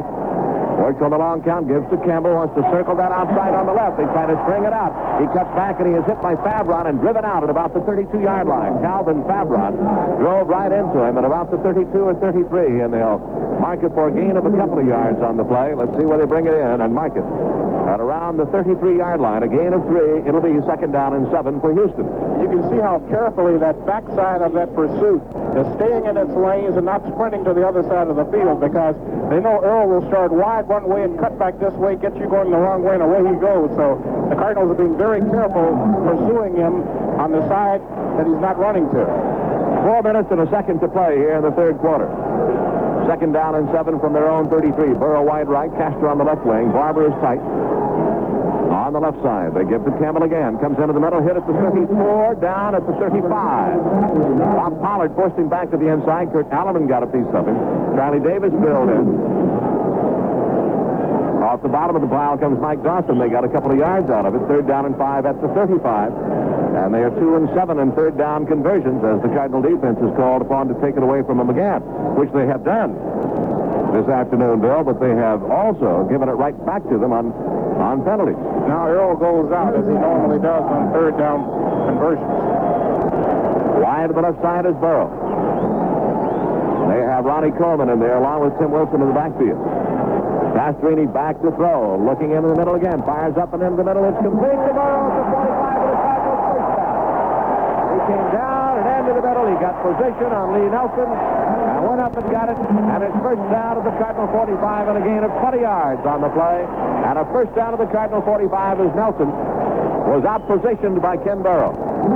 Another mistake has now placed Houston at the 45-yard line.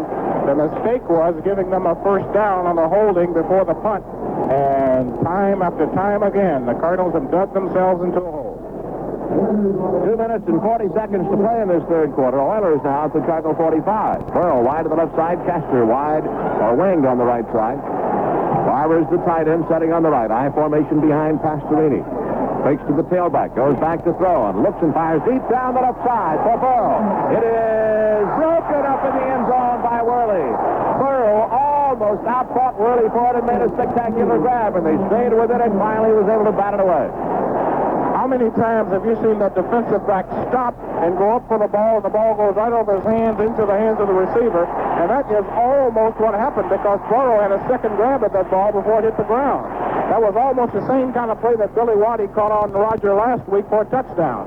In those situations, that defensive back has got to keep running before he jumps, because when he stops and that receiver is still running and they go up for the ball, the receiver has to step, and that ball went right through the hands of Kenny Burrow, and he reached his right hand out before it hit the ground. Pastorini now 8 out of 18 for 136 yards and a touchdown. He's had one interception. Second and 10 for the Oilers at the Cardinal 45-yard line. Wide to the left side is Mike Barber, the tight end. Into the right slot comes Castor. Wide to the right is Ken Burrow. Tim Wilson and Campbell, the running backs, offset strong left behind Pastorini. Second down and 10 at the Cardinal 45 as Pastorini is back to throw again. Looking to the right, firing up into the right side. And it is broken up. Let's see if we have a reception or not. Do we have a reception or incomplete pass? I think he wound up around. Let's see what we get. It's at the 30-yard line of the Cardinals. If it's a reception, they're going to mark it right there. Shy of the 30-yard line. It's a reception. Oilers at a first down. So the ball was bobbled, hit by the defender, but the receiver wound up with the ball before it hit the ground. First down at the Cardinal 31-yard line. Kenny Burrow went down and was waiting on the ball. Roger Worley got a hand up, knocked the ball away, and in all the confusion with the ball bouncing around, it landed right in Burrow's stomach. Can you believe that? And right in his stomach, and somebody came tumbling across and took it. One of the Oilers players got it for a reception. I can't see which one it was. On the left wing is Castor, wide right is Burrow. Pastorini gives to Campbell into the middle, slips to the outside at the 30, running laterally at the 30, and driven out of bounds at the 30-yard line. As they pushed him out, Kurt Alleman, along with Steve Niels, the linebackers, finally just sprung it out to the sideline and drove Earl Campbell out of bounds. No gain on the play. It is at the 30-yard line. It'll be second down and 10 for the Oilers there. It's another football game. Pittsburgh leading Cleveland 7-0 in the first. And Atlanta has beaten Green Bay 25-7. Chicago has beaten Buffalo 7-0. Philadelphia 28, Washington 17. That's the final. Giants have beaten Tampa Bay 17-14. Campbell now carried 11 times, 44 yards. They come out. Oilers in possession. Second and 10 at the Cardinal 30. Burrow wide right. Wide to the left is Castor. Barber, the tight ends on the left side. I formation. Pastorini works on the long count and goes straight back to throw on a quick pop over to the outside to Barber, the tight end. Hit by Green. A flag is thrown. Back there where the ball was thrown, and a fight breaks out on the far side between Ken Green and Mike Barber, the tight end. But a flag thrown back up around the 35-yard line from where the pass was thrown. And let's see what the call is here. I bet it's going to be a double foul, and they're going to get the down over. Now, it's another situation. The man is out of bounds. He's got a flag back here. You're wrestling with him, and I'll bet you a dime to a donut it's going to be a double foul, and the Oilers are going to get this down over. Man alive. You talk about mistakes. They're giving the Oilers 6, 7, and 8 outs in an inning. They discussed the penalty over on the far side. Charlie Davis over there waving everybody off. Roger Worley peeks in along with Dan Pastorini for Houston. Ken Gray We'll was see what the calls are. wrestling with Mike Barber over there, trying to keep him from getting the first down. And the flag came from about the end zone from one of the officials who was watching the whole business out of bounds over there. Some pushing and shoving took place. There are 2 flags down. One was behind the Oiler offensive line, and the other was in the area of that out-of-bounds play. Let's check the call here. Number 76, holding. Morristown's holding. Unnecessary roughness. Both sides out of bounds. Replay. Play it all over again. That's what I figured. He called unnecessary roughness on both sides. Now the Cardinals are saying, well, if the 2 unnecessary roughness penalties eliminate each other, then doesn't the holding call stand? And no, it doesn't. So it becomes 2nd down and 10 again at the Cardinal 30-yard line for the Oilers, who lead at 14-10 with 37 seconds to play in this 3rd quarter. Burrow goes wide to the left side. Casper comes out wide right. Into the right slot is Mike Barber. The tight end has seldom been a target up until the previous play, when he was very much a target. Pastorini takes the give and goes back to throw, and a screen set up, and he flares it back off. Tim Wilson, the big fullback, is hit by Calvin Fabron and driven down at the 34-yard line. The rookie linebacker stayed with Tim Wilson, the big fullback, and drove him down for a loss of about 4 to the Cardinal 34. That was a superb play by the rookie Calvin Fabron, and you've got to be able to move, first of all, to get over there where Tim Wilson is, and then to bring a big horse like that down in open field, you've got to be a football player, and that's what Calvin Fabron was on that play. You got to be a little strong, and he is strong. 3rd down conversions, 2 out of 7 for the Oilers. The quarter comes to an end. That's the end of the 3rd quarter here in Houston. And the score, the Oilers 14, the Cardinals 10. If this sounds familiar, you're not using long distance to your best advantage. Marty, there's got to be an explanation. Orders are down for the 4th straight month. Yeah, opening the mail is getting pretty depressing around here. Pretty depressing. Happy Hygiene toothbrushes used to be our #1 seller. I know. Remember when we got the coveted Bronze Bristle Award? I was so proud. And Happy Hygiene himself got a shot on the Captain Biffy show? Yeah. So what happened, Marty? Where are the orders? Check the 11 o'clock mail. Okay. My people don't sit around waiting on the mail. We have 800 service. Now, customers call us toll-free day or night. We solve problems on the spot and orders go out faster. Give your order processing real teeth with 800 service. Miss Ames, send in Happy Hygiene. Hiya, boss! Happy, this is not a happy moment for us. I think your fans are giving you the brush off. Long distance. It's the way to get things done today. Southwestern Bell. Athletes need more vitamins than you and I, right? Wrong. We need as much as the champions and get them in good balanced diets. But when we slip up, Ferragran can help. Compared to the leading multiple vitamins, Ferragran gives you more of 7 essential vitamins. And Ferragran is the brand physicians and pharmacists recommend most. Ferragran, or Ferragran M with minerals. Available at Plaza Prescription Shop, Creve Coeur, Hesselberg Drug Store, 3137 South Grand, St. Louis, all Target Store drug departments. Well, I wish you'd look at those stats. Total yards, 316 for the Cardinals. Oilers, 185. And look at the score. Oilers come out. It is 3rd down, and a little bit better than 13 to go. From the Cardinal 34-yard line, as Pastorini goes back to throw and pumps one and looks in the middle and fires for the end zone to Barber. And it is broken up in the end zone. Back deep. Ken Stone, one of those back deep to help break it up, has an interception. The other was Carl Allen. Delivering up 4th down. I see no flags anywhere, and I'm almost to the point where every play is run. I'm looking for a flag somewhere, Bill.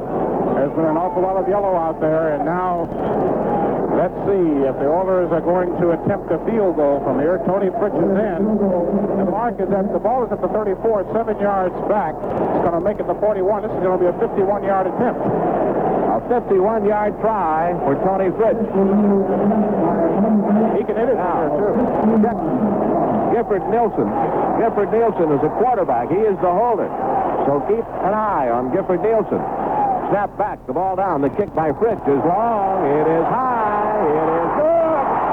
From 51 yards away.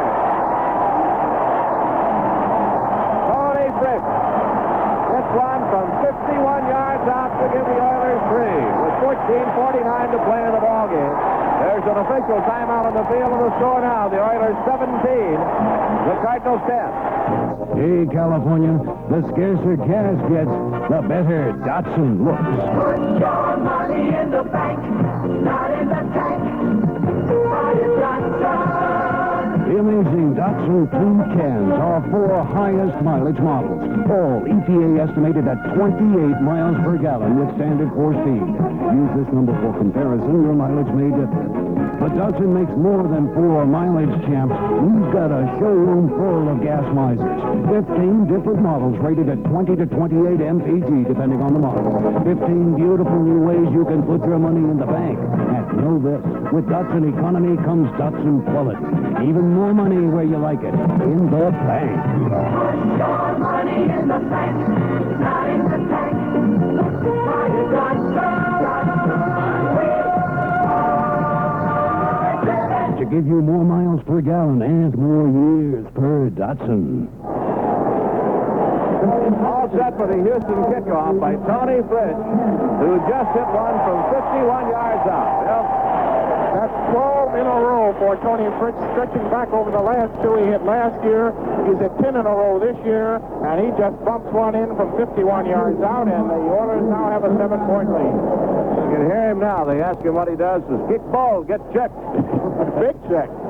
That's about it. Back deep to return, Roy Green along with Willard Harrell for the Cardinals. Back at about the 2 as Fritsch has it teed at the 35 of Houston. He sails one down toward Green, coming up at the 10 to the 15 to the 20. Green to the 25. Banged off one guy. Hit again. Down he goes at the 27-yard line. As he ran into his own blockers, was stood up and finally stopped.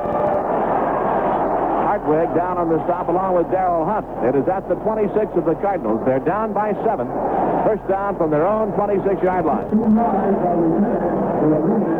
Well, the Cardinals certainly have had no lack of offense. 19 first downs to 11, 316 total yards to 185, but they still trail by 7.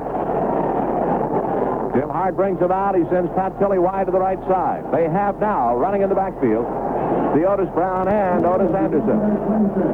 Tight end Gary Parrish up tight on the left side. Back split behind Hart. Wide to the left is Childs. They give on the draw. And up the middle comes Otis Anderson. To the 30, to the 35, out to the 37-yard line comes O.J. Anderson. Finally ripped down by Greg Bingham. But that is a first down for the Cardinals on the draw. It was the Otis Brown, I beg your pardon, and not Otis Anderson. 33 instead of 32. The eyes, they say that's the second thing to go when you get to be my age. Need I ask what the first is? At any rate, the crowd, 53,043, the second largest in Oiler history, and they come to cheer on the Oilers, something they've done sporadically here this afternoon. Cardinals come out first down at their own 37-yard line. Tilley wide left to the right is Childs. Parrish comes out tight on the right side. Jim Hart fakes to give inside. Back to throw. Rush. Hit. Gets free. Hit again. Loses the ball. And it is going to be a fumble recovery at the point of the hit, or is it going to be ruled dead? I think it's going to be ruled dead at the point of the throw. Bill, they're going to lose yardage off of it. They are going to lose about 5 yards. Yeah, Hart went back, and he was hit by number 52, Robert Brazil. He shook that, but then he was hit again just as he brought his arm forward. O.J. Anderson picked up the ball and ran with it, but it's going to be blown dead. 2nd and 16 at the 31. That is the second sack produced by the Oilers here this afternoon. The ball just outside their own 31 for the Cardinals. Childs wide right. To the left side is Tilley. They run out of the bone and back to throw is Hart. And he sets and looks and fires to the outside. Complete to Anderson. 45-50. Anderson finally dragged out of bounds as he got to the 48-yard line of the Houston Oilers. Finally ripped out of bounds on the far side. And a gain of about 20 on the play and a first down for the Cardinals inside Oiler territory at about the 48-yard line. Jim had to really put that ball on the money because that was a linebacker in hot pursuit of O.J. Anderson. If that ball is underthrown, he steps in, picks it off, and goes the other way. But he got it right into the Juice's hands. 1st and 10 at the 48, 13:25 to go. The Cardinals are trailing 17-10. I think Brazil was the guy that had pursuit on him and just got him by the jersey. It was Bob Brazil. Wide left Tilley, wide right is Childs. First down at the Oiler 48-yard line, just shy of it. Parrish tight on the right side. Hart gives inside to Otis Brown, looking for help. Turns it to the outside. Can't go anywhere with it. Shirley Culp got him after a gain of 1. to near the 47. It was Curly Culp that finally dragged him down. They got only one out of it. It'll be second down and about 9 to go. 53,000. What they said, 52 plus? 53-43. And that is the second largest in Oiler history down here. Anderson has carried 12 times today for 65 yards. He has the edge on Earl Campbell, I believe, at this particular point. Both men have been shut down a little bit. Off to the left is Childs. To the right side wide is Pat Tilley. Harris sets tight on the left side. Back split behind Hart, 2nd and 9. Give inside to O.J. and he cuts to the outside, 45-40. Cuts back inside to the 35. And finally down at the 35-yard line is O.J. Anderson, tripped up by Bingham first. And then he fell into the arms of number 71, Ken Kennard. They'll mark it right at the 35, and that is a first down for the Cardinals as Willard Harrell will come in and give O.J. Anderson perhaps a little breather. Robert Brazil is down. Apparently he has turned an ankle. Brazil has had a full afternoon chasing O.J. Anderson, and the consensus around the league is that number 32, O.J. Anderson, is the best running back to come into this league since number 34, Earl Campbell. As a matter of fact, he can do one thing that Earl can't do, and that's catch the ball very well. They're looking over Robert Brazil, so we'll take an official timeout on the field with the score. Oilers 17, the Cardinals 10. Saving gas is easy. This is old Mr. Memory, George. Saving gas is easy. You'll be great at picking. Saving gas is easy. When you look for the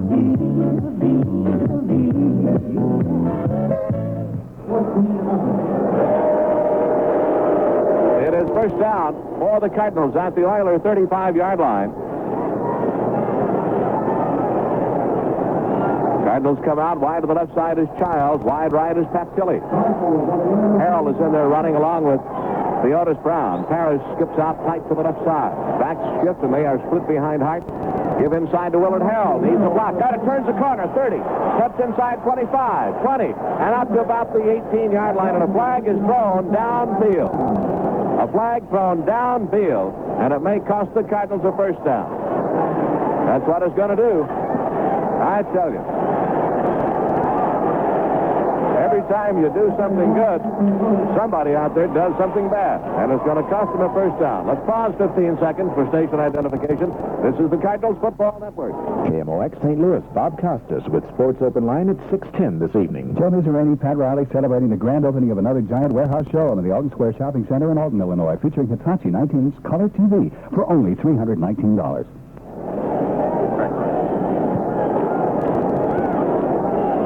Well, they gave us the penalty, Bill. Gary Parrish, illegal crackback. And that's the third illegal crackback the Cardinals have been hit for. Because Jim Childs has been hit with one, Wayne Morris with another, and now Gary Parrish. The rule is, within 5 yards on either side of the line of scrimmage, you cannot block. If you are a receiver, you cannot block below the waist. And when you do it, they're going to throw the flag on you because you're trying to prevent injuries, a lot of which have occurred on that very same play. So the ball is back at midfield. First down and 25 for the Cardinals at midfield. Hart makes the give inside. Needs help, screens it over to the left side, and Parrish, the tight end, drops the football. Had the screen set up, and he drops the football. It'll be second down and 25. David Steep comes into the ballgame now. He replaces Parrish. Hart now 21 out of 33 for 231 yards. We have 11:51 to play in this ball game. The Oilers holding on to a 17-10 lead. Cardinals have 355 yards. The Oilers have 185 yards. So the Oilers have a 7-point lead. That's what they pay off on. Wide left is Tilley. Wide right, Childs. Steep sets about 3 or 4 yards into the right slot. There's a semi-tight end back to throw his Hart, and steps up in the pocket over the middle, complete there to Harrell, to the 40. Harrell to the 39, bang down at the 39-yard line. The diminutive running back could not get free of Greg Bingham, and Bingham just wrestled him down right around the 39. They pick up about 11 yards on the play, but still find themselves 14 yards shy of a first down. 3rd and 14, Brazil trots back into the lineup, and he was hurt bad, Bill. Yeah, he's a tough football player. The Cardinals were originally at the 35, and now they're back at the 39 with 11:19 and counting. They need to get something on the board here because sooner or later Earl Campbell is going to break loose, and it's better later than sooner.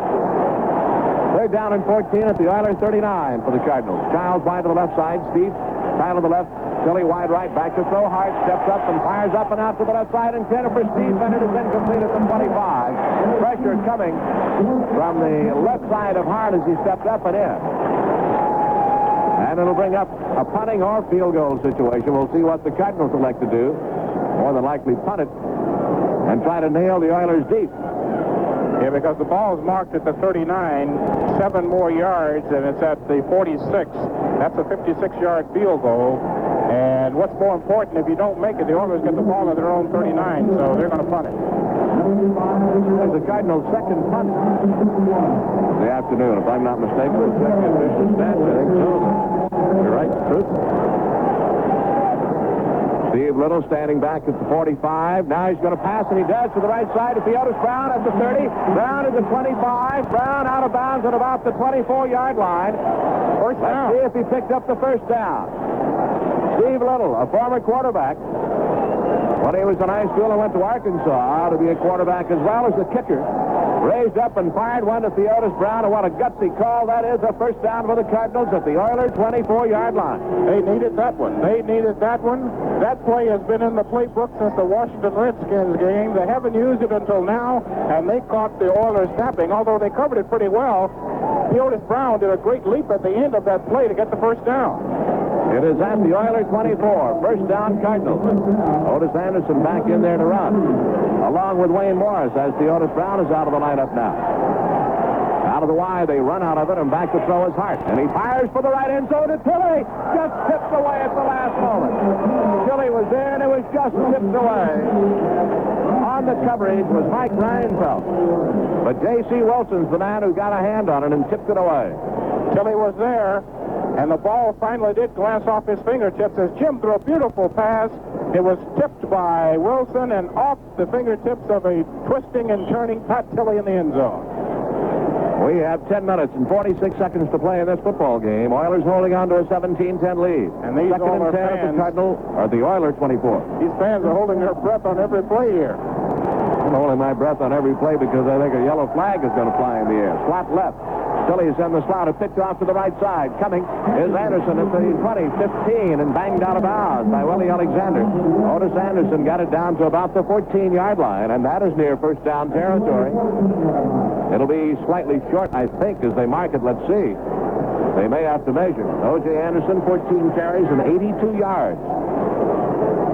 You know, Bob, the way he hesitated right before he took that big burst, it looked as though he might throw it. He has thrown one this year to Theodis Brown, which was incomplete, but it's going to be 3rd and 1 at the Oiler 14, 10:40 to go. The Cardinals trailing 17-10. It is 3rd down, and about a yard to go or less at the 14-yard line, near the 14-yard line of the Oilers. Full house backfield, double tight end. Hard on the call. Gives, and they dive up and around, and Theodis Brown has the first down as he dived up and spun off to the left side and fell into about the 13-yard line, and that is first down for the Cardinals. The entire defensive front, along with the linebackers. Jesse Baker getting credit along with Bob Brazil, the linebacker, on the stop. But everybody had a shot at Theodis Brown. They stood him up, and he spun off and in for the first down. And the key to that play was a great drive block by Keith Workman, who kept this man out long enough for Theodis to get into that seam and get the first down. It is near the 12. First down, Cardinals at the Oiler 12. Harris comes out as the tight end on the right side. Childs wide right. Tilly wide left. Give off on the inside to Otis Anderson. He gets to the 10, falls to about the 9, hit by Andy Doris, the defensive left end first. Run off that, and then into Darrell Hunt and Greg Bingham, along with Jesse Baker, who stopped him. They'll mark it just inside the 10 to around and near the 9-yard line, bringing up a second down and about 8 yards to go. Okay, sports fans, you criticized the throw inside the 10-yard line before. The Cardinals tried 2 running plays the last time they were down here. What are they going to do now? Would a pass be a good play here? We shall see as the Cardinals come out. Tilly is wide left, Childs wide right. Harris the tight end, setting tight on the right side. They shift into the I. Back to throw, and they give on the draw to Morris up the middle. Morris to the 5, to the 4, to the 3-yard line, perhaps. Not first down territory, however. Maybe about a half yard to a yard shy of a first down. Wayne Morris on the draw, up and in to about the 4-yard line as they mark it. Leading tacklers behind him, Jesse Baker, Darrell Hunt, all of those had a shot. Greg Bingham as well. Norris has carried 12 times today for 43 yards. They got that quick pop on the draw. They're still 2 yards or about a yard and a half shy of a first down. It's at the 4. They need to go to about the 2.5. Cardinals come out. Third down, about a yard and a half to go. They shift out. Tilley splits off to the left. Paris comes tight right. Childs wide to the right side. Take the pitch inside, give, and off it goes to Otis Anderson, slipping off to about the 1, but a flag is down on the play, and the Cardinals may have been caught in a motion call. No, I think the Oilers might be offside. They are. The Oilers are offside. Yeah, they jumped right before the snap of the ball. I, too, thought the Cardinals might be in motion. Well, I think that's the easiest way to go. Now, don't be a pessimist. Or a realist. Yes. You got to be a chance of being right more than half the time. The penalty against the Oilers. Moves the ball down to about the 2. Number 54. Offside with you. Greg Bingham was offside. First down. First and goal at the Oiler 1. They took the penalty rather than, took the gain rather than the penalty. And it's first and goal to go for the Cardinals, trying to tie this thing up with 8 minutes and 34 seconds to play. They're down by 7. 17-10 Houston. Full house backfield. Harrell is in there running with Otis Brown as well as Wayne Morris. The give. Second man through. Morris dives up and in. Touchdown. Wayne Morris countering off the left side. Dived up and over and in for the score, and we're 1 point after touchdown away from a tie ball game. Well, the Cardinals have fought off adversity. They have fought off their own silly mistakes. They have taken it in on a 74-yard drive, but it isn't tied up yet. It's 17-16, and at 8:32, Steve Little has to put through a very big 1 point right here. Roger Woolley in the hole. The mark will come at the 10-yard line. Little to try to tie it. All set. Snap back. Ball down. Kick is up. And it is good. With 8 minutes and 32 seconds to play in this ball game, there's an official timeout on the field with the score now. The Cardinals 17. The Oilers 17. Steve Little set to kick off from the Cardinal 35. Back deep are Ronnie Coleman, along with Carter Hartwig. The return for the Oilers. Bill, you had a comment there while we were away. More often than I care to mention, the Cardinals have tied ball games up, come back with either a poor kick or a big kick return, and find the defense under the gun. Let's see what happens here. They need good coverage on the kickoff and a strong boot by Steve Little if he can muster one up. 8 minutes, 32 seconds to play in this ball game. The Cardinals have yardage to 405 yards total. Oilers 185. Steve Little has done an outstanding job here this afternoon, by the way. He's done a fine job kicking off, booting the extra points and so on. Here's the kick. It is long high, and it is a good one deep. It is going all the way to the back edge of the end zone and out. And the Oilers will put it in play on their own 20, and he caught all of that one. Well, there's one thing that didn't go bad for them. Well, let's start thinking positively here. Well, people are going to start saying bad things about us back home. Well, if you get into one of these situations where demon existence, every time something good happens, it's compounded by something bad happening and a flag, and you get to where you're apprehensive about any kind of a good thrust or a good play. Oilers come out, tackle defense, has to shut them down if they can. Pastorini sets them up in the eye. Burrow is wide to the right side. Castor's on the left wing. Campbell the tailback. Wilson is the fullback. The pitch to Campbell, sweeping to the left side. They cut it back in. He's at the 20. Gets by the 24. Dragged down by Roger Woolley. The flag is thrown at the point of the tackle. And it's going to be thrown on Kurt Allerman. I tell you, I can't believe it. Neither can I. How much help do the Oilers need? Personal foul. Going to give them a first down. You shut the leading runner that they have off, shut him off for a 4-yard gain. And we're not talking about criticizing the officials. The officials are making calls that are there. You get some boneheaded plays by the Cardinals. That's about the best way you put it. Well, they bring it out and mark it at the 39-yard line. It's first down for the Oilers. Rudy Feldman giving one of those officials an earful. I thought that one was a little bit shady, to be honest with you. I didn't think the hit was that flagrantly late, Bill. That's just my own feeling on the thing. There's a great concern about preventing injuries and no flags are flying this year. We might as well start playing touch football if they want to do that. Wide to the right side is Burrow. Caster's wide on the left wing. I formation behind Pastorini on first down. They fake the inside, give screen out to the right side to Burrow. They have him strung out and they have him hung up. At the 37-yard line, a loss of maybe a couple of yards. Out there was Gene Beals, the left outside linebacker, getting help from Carl Allen. And they shut him down. And the Oilers lose maybe a yard to 2 yards. Back to around the 37-yard line. It's a loss of about a yard, Bill Marcus. Second down, around 11 yards to go for Houston. They tried to screen run out to Ken Burrow.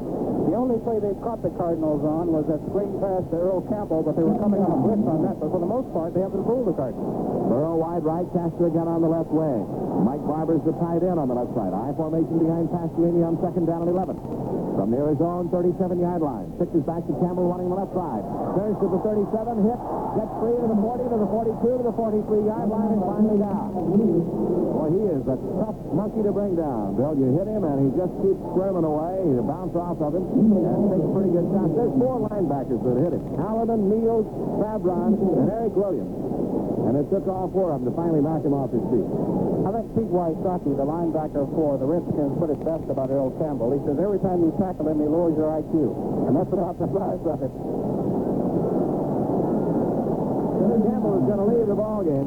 A third down. And 5 situation for the Oilers from their own 43-yard line. They're 2 out of 7 in third down conversions. Burrow's wide left, Castor wide right, Barber's in the right slot.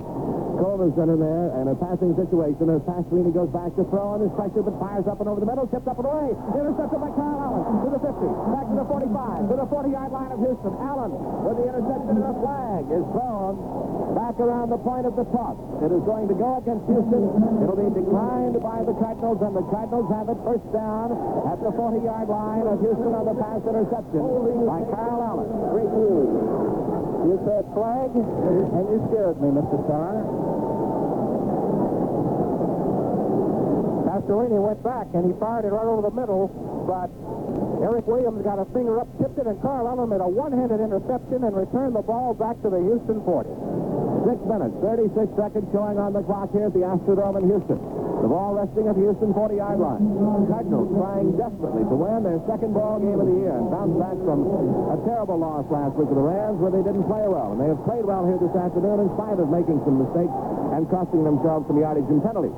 High formation, they fake the give inside. Hart back to throw, pressured, hit, and down he goes at the 46-yard line. It's Jesse Baker down in there, along with Seth Thompson.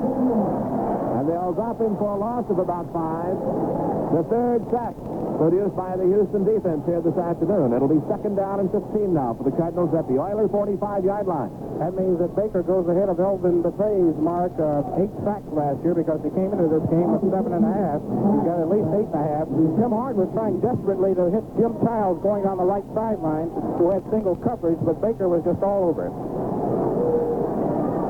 Wide left side is Childs. Wide to the right side comes Tilly. Harris, the tight end, sets as the point man in the bone.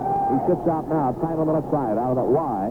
Backs are split. Morris and O.J. Anderson. They give to Anderson on the draw. 45-40, 35-30. Anderson cuts it back to the 27-yard line. Willie Alexander finally drops him. O.J. Anderson starting to motor at about the 26, starting to turn it back to the inside. He's going to limp out of there, and Willard Harrell will come in. He got 19 yards on the carry. It's down to the 26. I think he's suffering more from a little cramp, Bill, than anything. Yeah, that's no question about it. He got a great block at the corner. I think it was from Wayne Morris to enable him to turn that corner first and 10 at the Oiler 26.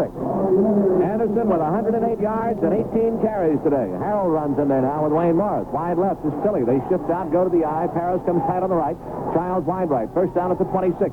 Give inside to Morris. Cuts to the right side and bangs across the 25 to around the 24, maybe the 23-yard line. Bingham, along with Andy Doris, the defensive left end, and up from the secondary came J.C. Wilson to get in on the hit. They'll mark it at about the 23. It'll be a gain of close to 3 yards with second down and 7 facing the Cardinals there, coming down to 5 minutes to play in this ball game at the Oiler 23-yard line. Now, if you're going to throw it, be careful because you're in field goal range right now. You don't want to do anything to take this momentum away from your ball club. We're tied 17-17. 4:50 to play.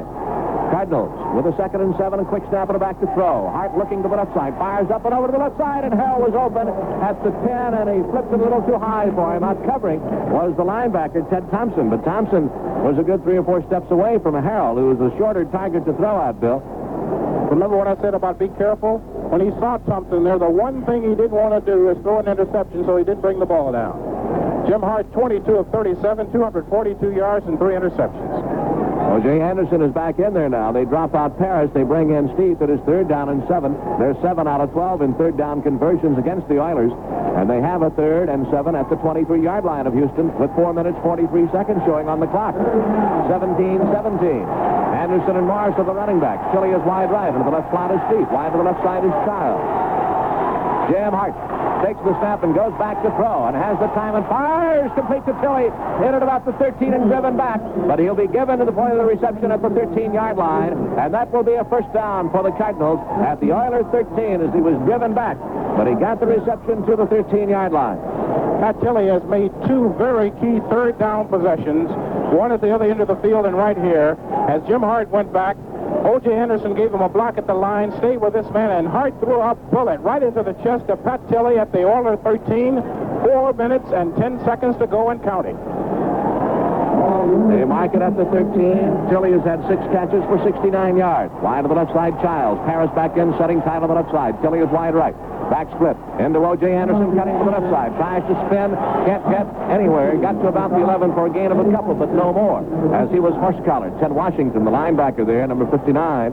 One of the Oilers is slightly shaken up. Darrell Hunt horse-collared him as well. And underneath is Ted Thompson, or Greg Bingham, I should say, and they'll mark it at about the 11, a gain of about a yard.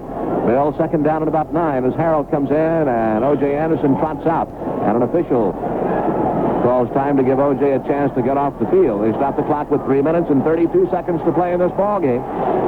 What a courageous effort by number 32 for the Cardinals.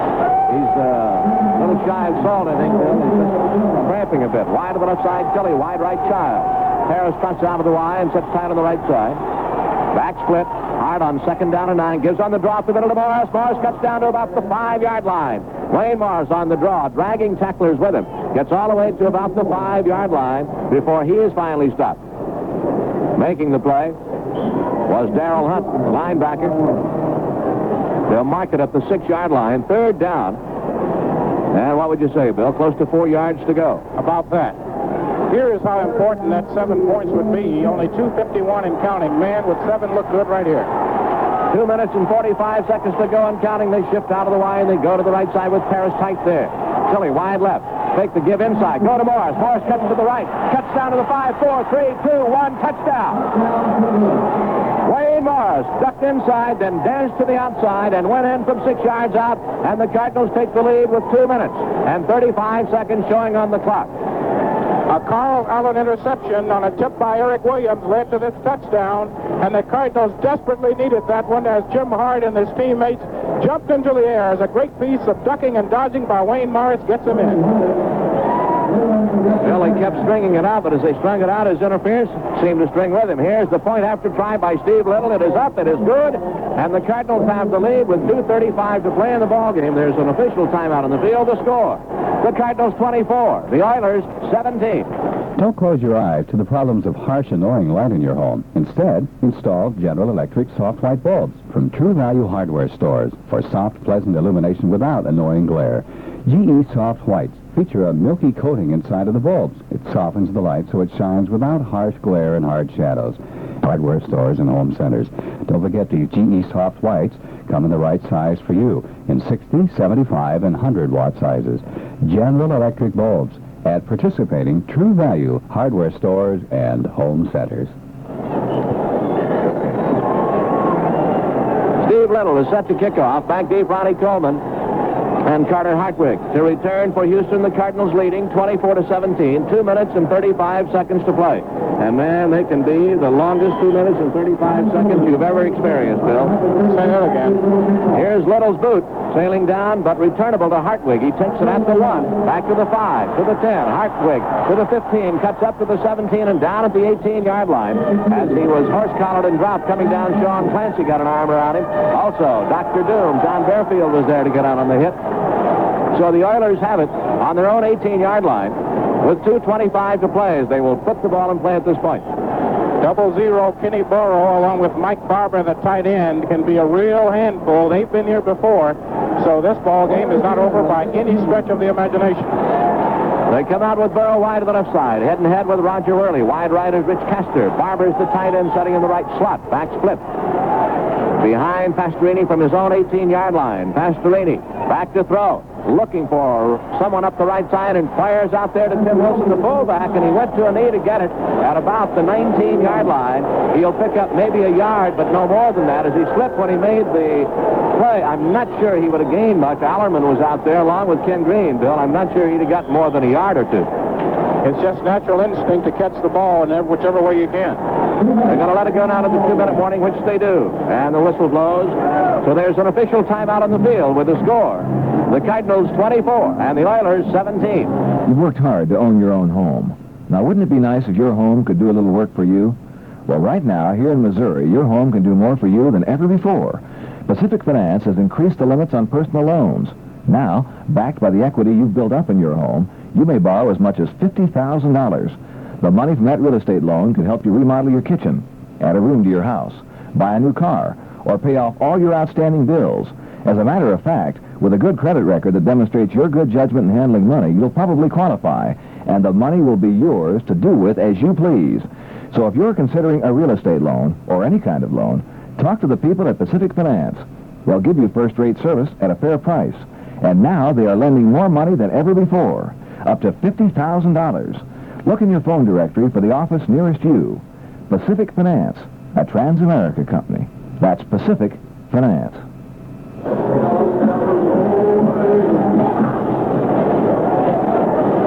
Second down and 9 yards to go for the Oilers on their own 19-yard line. Comes Perry Smith in, along with Lee Nelson and Ron Jankowski, as the Cardinals go into a prevent defense, dropping out Favron, Steve Niels, and Kurt Alleman, the linebackers, with 2 minutes to play in this ball game. 2nd and 9 for the Oilers from their own 19-yard line. I think I smell a blitz coming on here, Mr. Starr. Ooh. Let's have a blitz or an incomplete pass. 29 first downs to 11, the Cardinals favor. 445 yards total offense to 194, the Cardinals favor. And the scoreboard reads 24-17, the Cardinals favor. But the Oilers have 2 minutes in their favor, and they can do an awful lot with that. So let's see what happens. So we're ready to go into the final 2 minutes of play. Some of the Oiler faithful have headed for the exits. Not many, but some did on that last Cardinal touchdown. So they're ready to go. 2 minutes to play. 2nd and 9 Oilers on their own 19-yard line. They are 4-1. Cardinals 1-4. Philadelphia has won today. Dallas is winning. Washington lost today. They have Castor wide right. To the left side comes Burrow. Into the right slot is tight end Mike Barber. Pastorini on 2nd and 9. Back to throw. Wings out. A fake to the left side. Back to throw and screens it up to the right side to Wilson. The big fullback turns it up to the 20 and driven out of bounds around the 24-yard line, and a flag is thrown at the point of the tackle there. Carl Allen threw an elbow, and that's what it's going to be. I'll be done. A flag over at the point of the tackle on the sideline. They had him hung up shy of a first down by about 5 yards. They let him get out of bounds on a penalty to boot. It's going to move it out to the 38-yard line. We'll pause 15 seconds for station identification. This is the Cardinals Football Network. KMOX, St. Louis. The forecast clear to partly cloudy, warmer through Monday. Low tonight, low 50s. High tomorrow, around 80. There is a chance of showers on Monday night. Cooler Tuesday, mid-60s for a high. Right now in St. Louis, it's 75 degrees. Oilers first down at their own 38. Pastorini back to throw. A minute 50. Up over the middle. Batted up in the air. And a flag is thrown at the point of the throw. Because Pastorini caught his own pass. Or is there a holding? I think it was a holding call, Bill. Yes, Pastorini caught it on a bounce, I think. Yeah, he didn't throw it again, so that's no penalty. You're right. It is a holding call against Houston. The Cardinals have 9 penalties for 103 yards here this afternoon. And I would have to venture to say that most have come from simple over-exuberance. And you cannot, I guess you call them errors of commission rather than omission. Racer filters to keep your engine clean. Ace Racer filters for speed or track machine. Racer means performance, the best that you can buy. Ace makes the Racer filters cause you won't find them out. The Oilers have the ball at their own 35-yard line, third down, 13 yards to go. We have 1:20 to play in this game. Oilers have 2 timeouts left, and right now they have about 65 yards to go. They're 2 out of 8 in third down conversions.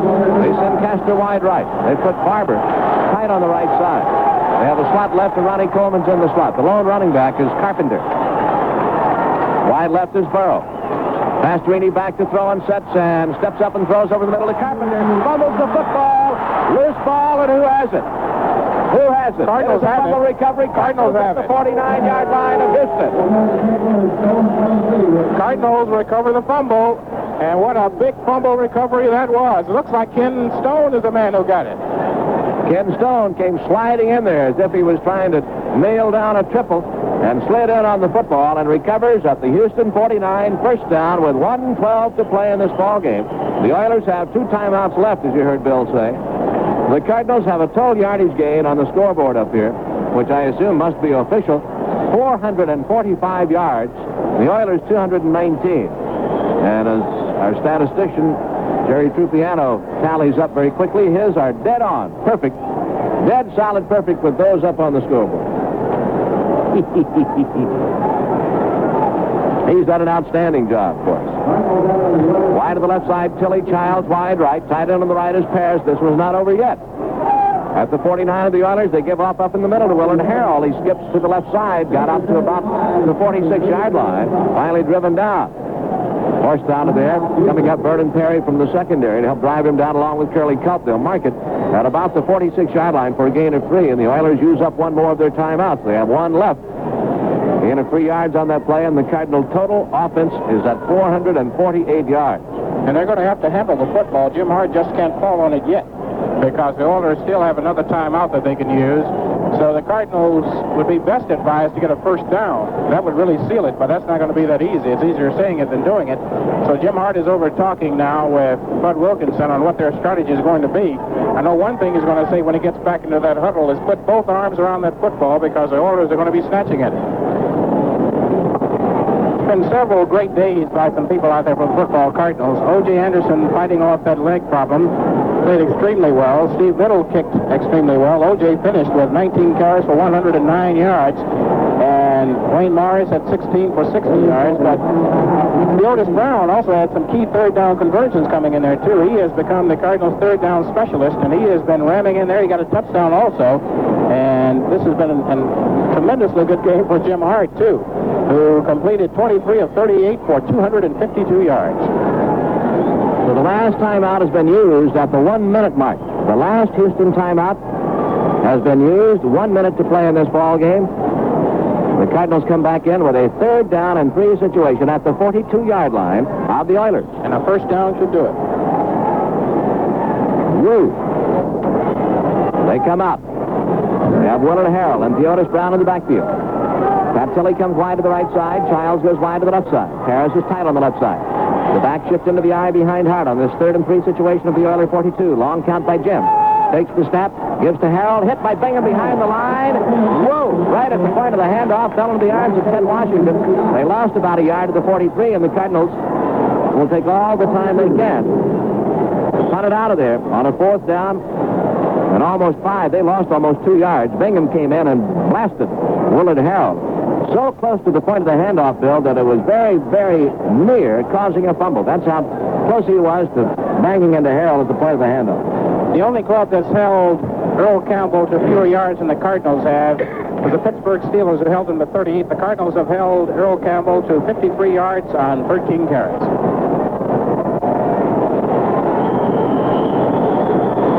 It is now 13 seconds to play, and the Cardinals take the penalty for delay of the game, move the ball back to the 48-yard line. The Oilers have never beaten the Cardinals in a regular season game. Very strange stat when you consider the success of the Oilers recently, because they haven't played the Cardinals in the regular season for 3 or 4 years, I guess it is.